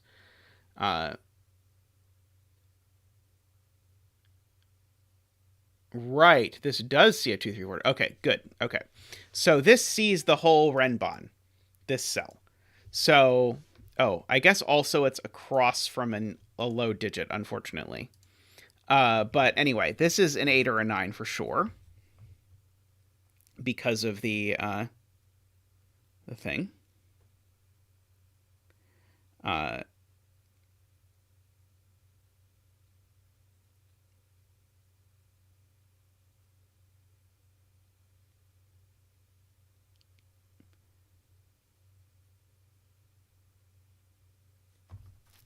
Let's see. We're going back to this region.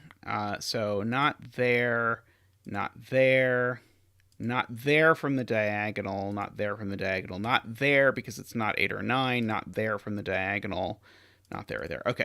So yeah, so this is yellow. Okay, Andrew is correct. I missed the diagonal looking at it. 2, 3, 4. That is. Yellow goes in row 2, column 3. Well, let's see. In this row, that's not yellow, that's not yellow. That's not yellow, that's not yellow. That's not yellow, of course. That's not yellow.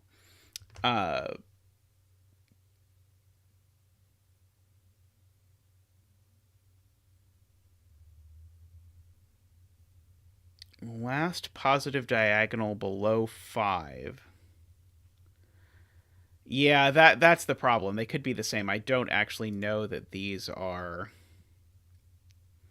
a triple. I'm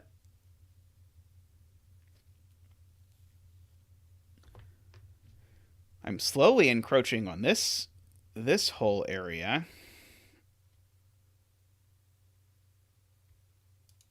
But not quite enough.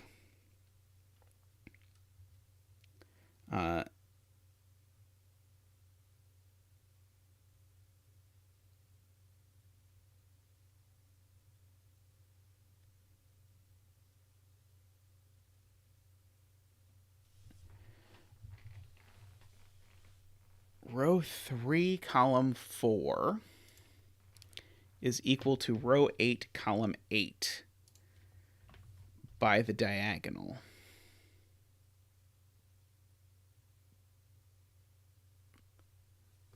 Why couldn't this cell show up here?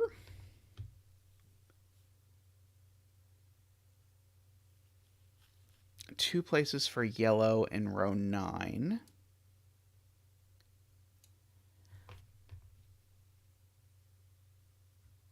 Yellow's not there or there. It's not there. It's not there. Yellow is not here. Yellow is not here. So I count 3. I'm missing one of them that doesn't work. The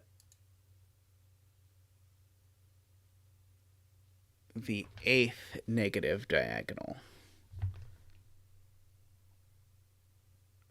2. Okay, sorry. 1, 2, 3, 4, 5, 6, 7, 8. Okay, you're talking about this diagonal.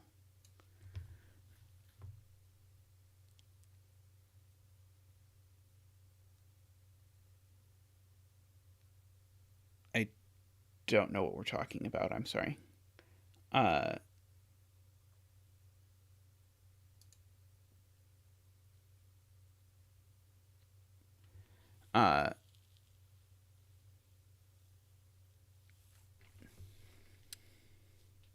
Let's see.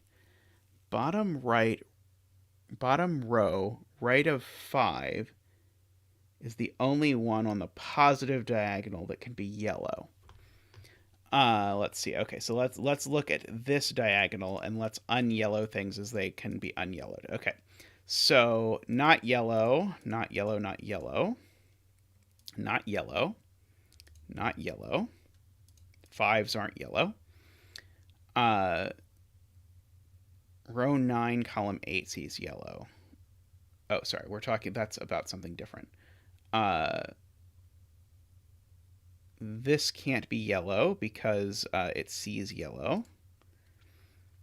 Okay, and this sees yellow in its region. Beautiful. Okay, so now this diagonal, its only place for yellow is here, so that cell is yellow. Great spot to Dale. So this is 2, 3, 4. Now, that probably helps with identifying where yellow is going to go in this area, hopefully. I guess there's still 2 spots that yellow could go in here. I think neither of these sees a yellow. One of the 2 of them is yellow, but I don't think I know which one. Row 1, column 6 is not 7 because there's already one on the diagonal. Agree. So one of these 2 is a 7, so this can't be a 3, it's a 2. So that was a very helpful observation. So yellow is not 2 anymore. So these are all 3, 4. So that makes that cell yellow. That's huge. Okay, that was a great spot, Tony. So that cell has to be yellow. So hopefully that will get us to the rest of the yellows. Let's see. So yellow in this row. Not in these 2 cells for sure. Not in these 2 cells. Not there. Not there. Not there. Oh, that's annoying. I think yellow can actually go in 2 places in row 5.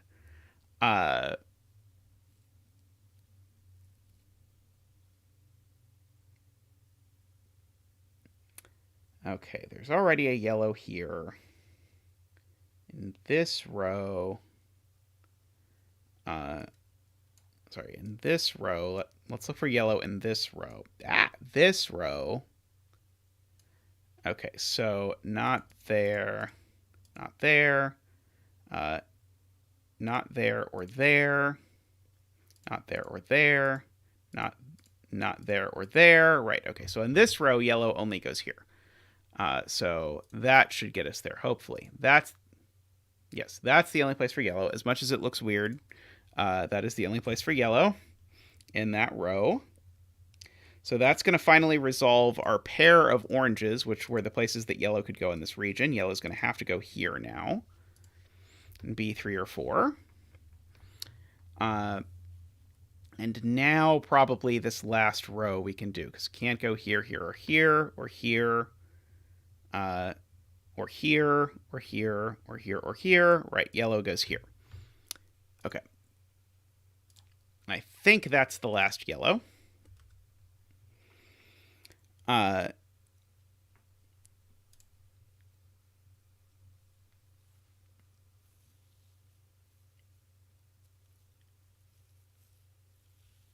Okay.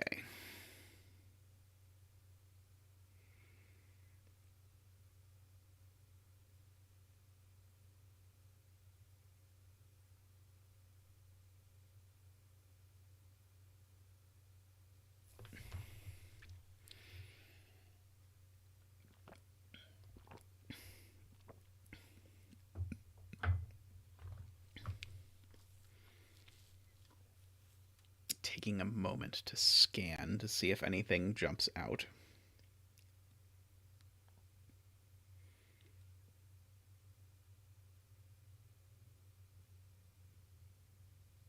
I don't think yet that it does.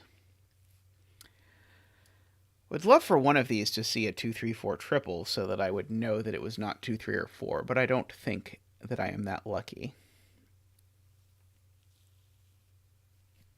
Row 4, right of 7 is the only place for 1 in the row. Okay, so yeah, so the question is, where is 1 in this row? Not there, not there, not there, there, there, or there. This is in a region with 1. This cell sees this 1 by diagonal. Okay, so yeah, so this is the only place for a 1. Good. Okay, so that is a 1.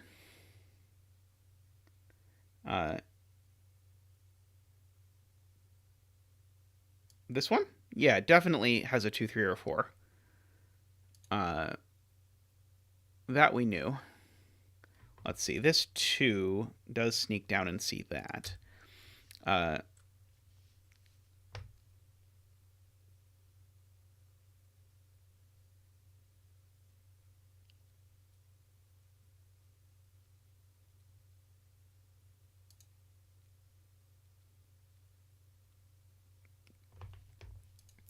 So we can purple these 2 cells because we know one of the... Oh, sorry, no, it's these 3. We can purple these 3 cells because one of them is blue. Oh, no problem, Jay. I don't mind clarifying. But in that instance, I did actually know that. A rare moment, but it's true.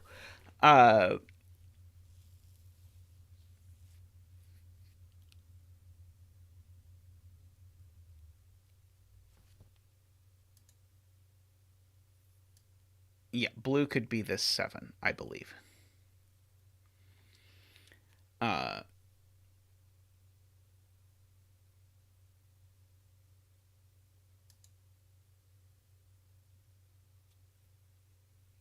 Yeah, annoyingly, blue can still be the 7. That is that is the most annoying part about all of this. Which just makes it actually seem kind of likely that actually this pair of matched cells down here is actually blue. Where does row 1, column 6 go in the region below? Ah, good point. Okay, so this cell, it can get its own color, can be green. This cell in this region can only go here. So this is an 8 or a 9. Let's see, what about this region now? Annoyingly, I don't think I know it has to be that one. Maybe this row. Is it possible that in this row? No, I don't think so. 1 in row 3. 1 in row 3. Excellent point to Ransk. 1 in row 3 only goes here. All other spots, I think, are excluded without having to think about diagonals, which is what passes for easy in this puzzle. That's not a 1.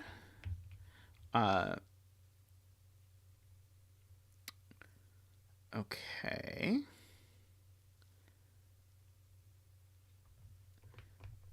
Let's see. Can I continue the 1 love? No, I don't think so. Not there, there, there, there, there. I guess not there.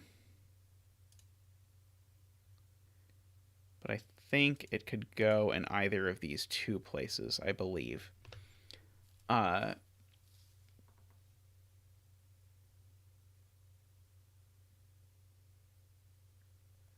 Oh, let's see. Andrew asks about 1 on this diagonal. Not there, not there. Yep, so it's there. So that is a 1. So now 1 in this region can only go in one of those cells, but not that one and not that one. So 1 gets placed here. And now 1 in this region, maybe? If we're lucky.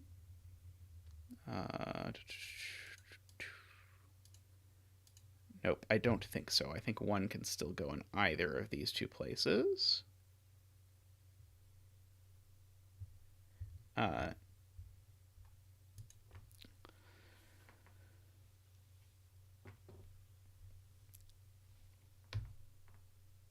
see, row 2, column 7 sees a 7, 8, 9 triple. It does see a 7, 8, 9 triple. It sees that 7, 8, 9 triple right there. So this can't be 7, 8, 9. So it can only be 1, 2, 3, 4, 5, 6. And it's not 6 or 5 or 1. So it is 2, 3, or 4, which is the last, which makes a 2, 3, 4 triple in this region, which gives us this last digit as being, oh, sorry, it just is a 7, 8, or 9. I don't know which 7, 8, or 9 it is. Actually, it's the other 7, 8, 9. It's the 7, 8, 9 that is not blue or green.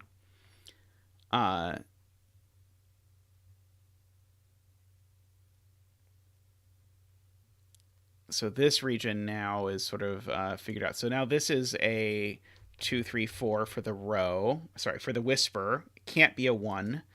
So it's a 2, 3, 4. So we've got our 2, 3, 4 for the row.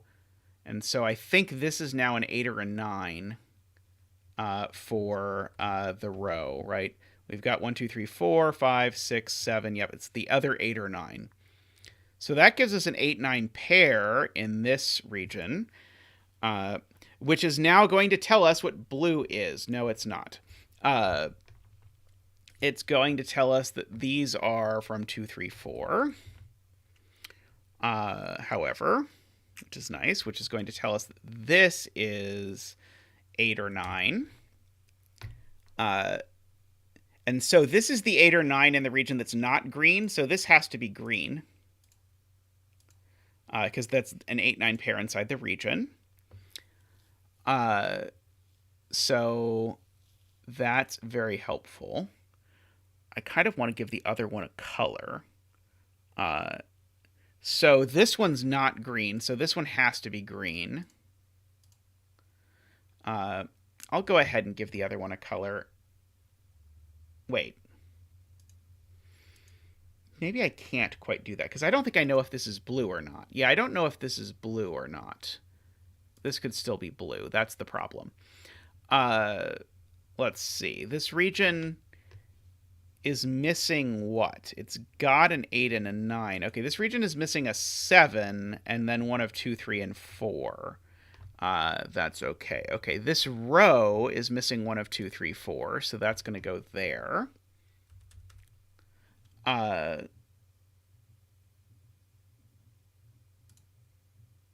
And now this region.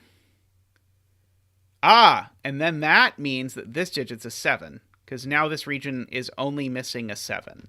So this digit is a 7. For whatever that is worth.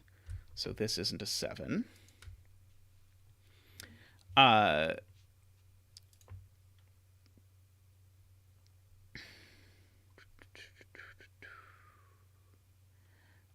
Let's see.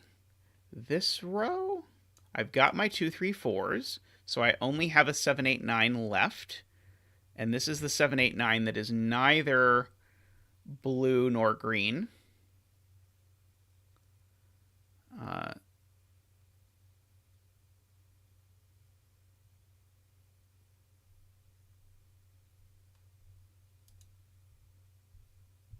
I don't think I can actually color it, because I don't know if green is blue. Oh, I do know that green isn't blue. Oh, no. This is the one I wanted to color. I don't know if this is blue or not, is the problem, I think. I could color this one, which is this one, I suppose. Let's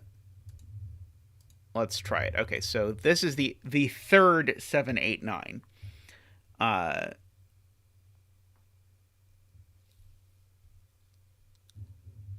I don't know if it's going to do anything. Well, this has got to be the third 7, 8, 9, of course.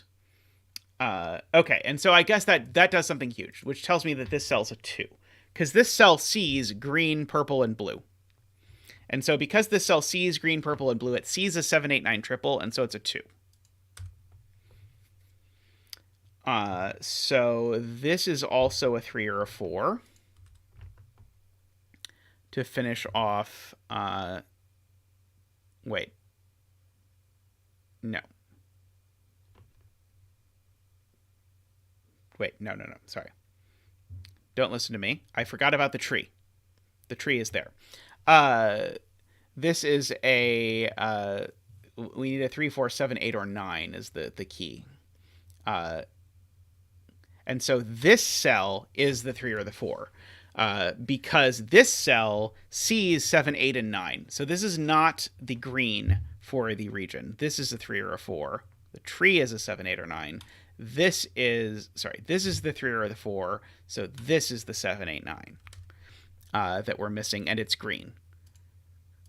And I guess because it's green, it's actually not a 7. It's actually only an 8 or a 9.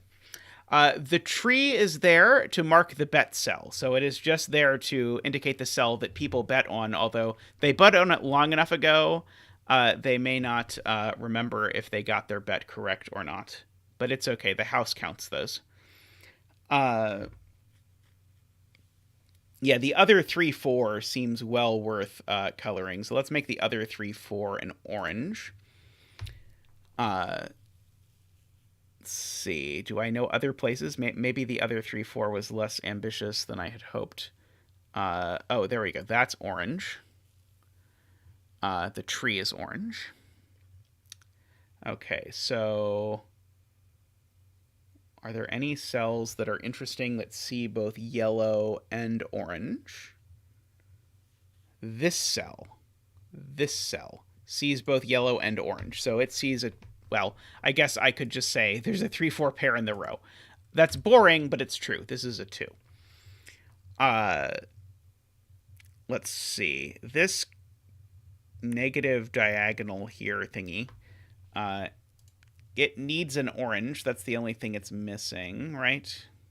Yeah, it's got a 7, 8, 9. Right? Yes, it's got a 7, 8, 9. So yeah, so this needs an orange. So the orange goes here. Was this one, right? Boy, suddenly my eyes are super cross looking at this. No, that's not the right one. It was this one. 7, 8, 9. Yeah, I needed the other 3, 4. So this is the other 3, 4. Okay. This row still needs a 1 somehow.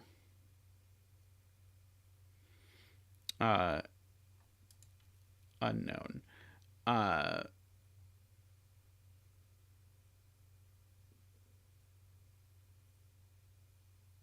The one I marked first is actually green, I am told.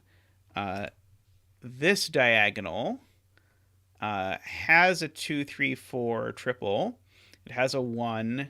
It's got a 5 and a 6, so it needs a 7, 8, or a 9, which must be green because it has a blue and a purple, so that's an 8 or a 9. Good. Let's see. There are only 2 1s left. We can finish them. Let's see. So one of these 2 is a 1. I don't know which. And in this row, I need a 1,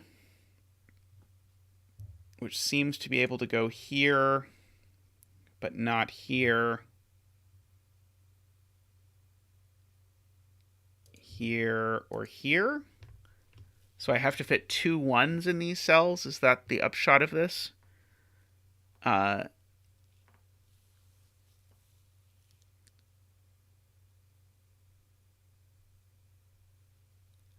don't see how I can finish the 1s.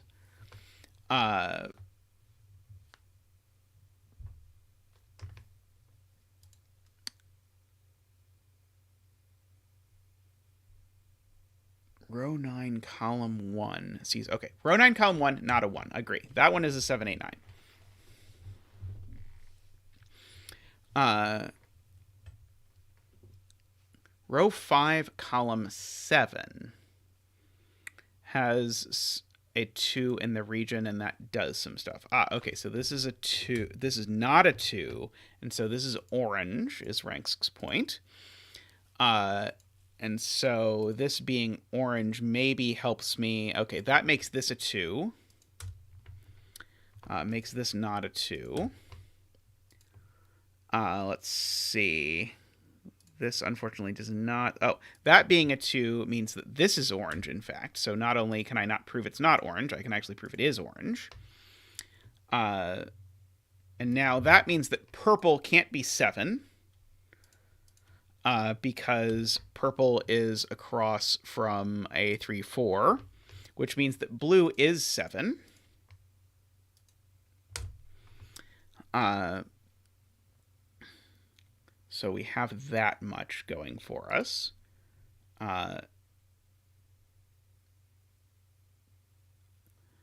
Okay.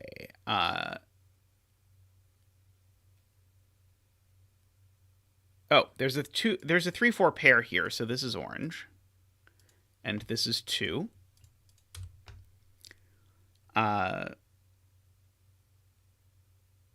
Okay. That 2 makes this orange. And now by the magic of the Renbon, this is a 2.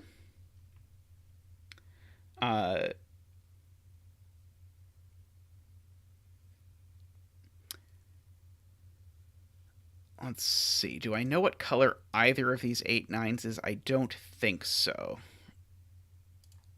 Let's see. We can go ahead and blue the remaining, or the other 7s that we know about, as is being suggested, which is always a good idea. The Sudoku gods greatly appreciate it when you are good about your coloring. This 8 9 in this diagonal has to be the other color. This 8 9 is purple.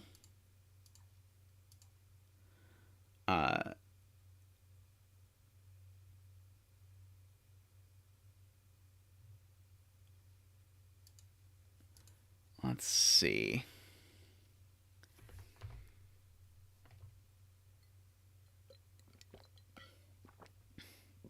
Row 4 can be green purpled, I'm told.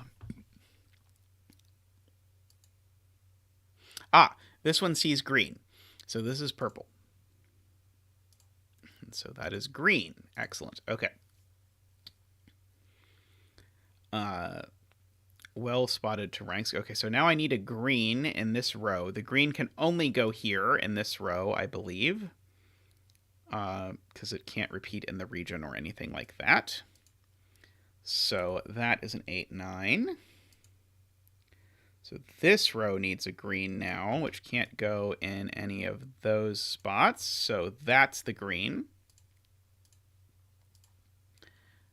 So that's not a 1 anymore.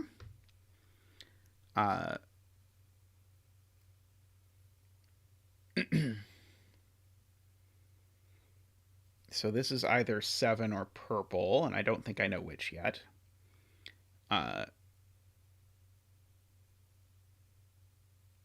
But now I've got a 7, 8, 9 triple, so I finally get my 1. That's a 1.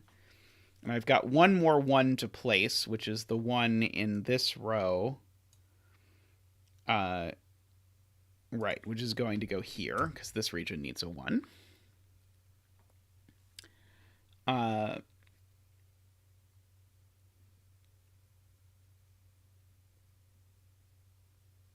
Okay. Sadly, both of the 8 9s that look at this are green. Let's see. Oh, I'm missing the last 2 here, I believe, is what Eagle is telling me. So that's a 2. So now this region is basically done. It only needs... Oh, okay. No, sorry. It needs 2 things. It needs a purple... What else does it need? 1, 2... Oh, it needs an orange. This region needs an orange and a purple. Well, the purple has to go here, because the purple can't go there. So the orange goes here for this region to finish up. So that's an 8 9. That's a 3 4.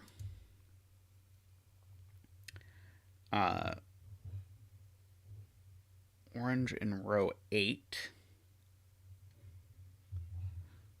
Is going to go here exactly.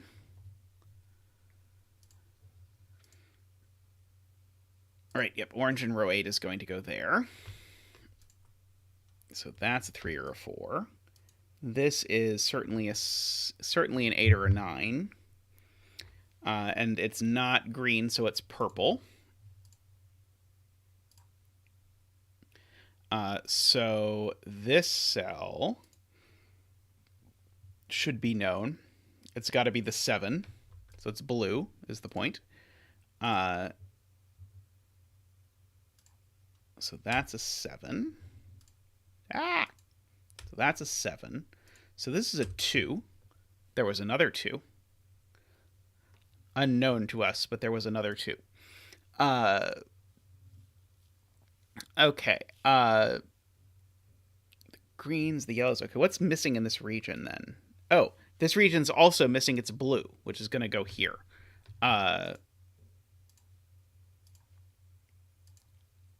So that is a 7. So this is now not blue, it's purple, which I guess was true before, but whatever, it's purple now. So this is blue and is a 7.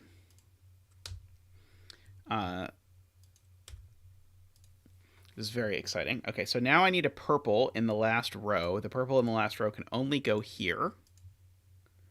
So this is an 8, 9. And so this is another 2. Okay, and so now we finally have done everything.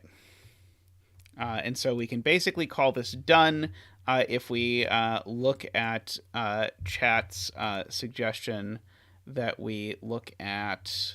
There was one of these that chat was really excited about looking at.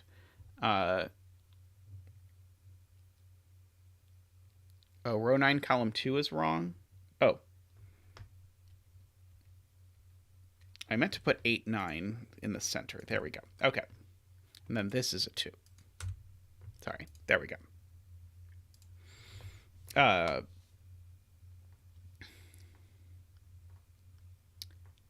Alrighty. So the point is that this can't be an 8 because it's definitely next to a 4, so it's a 9. And so all of the greens are 9s, which chat was excited about some time ago. So that is a 9. So therefore purple is 8. And once purple is 8, purple is across from orange. Therefore orange can't be 4. So orange is 3. And since orange is 3, yellow is 4.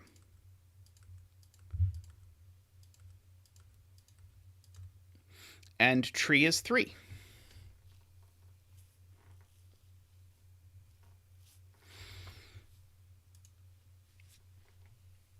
Oh my god, Math Pesto, scanning this puzzle is an absolute nightmare.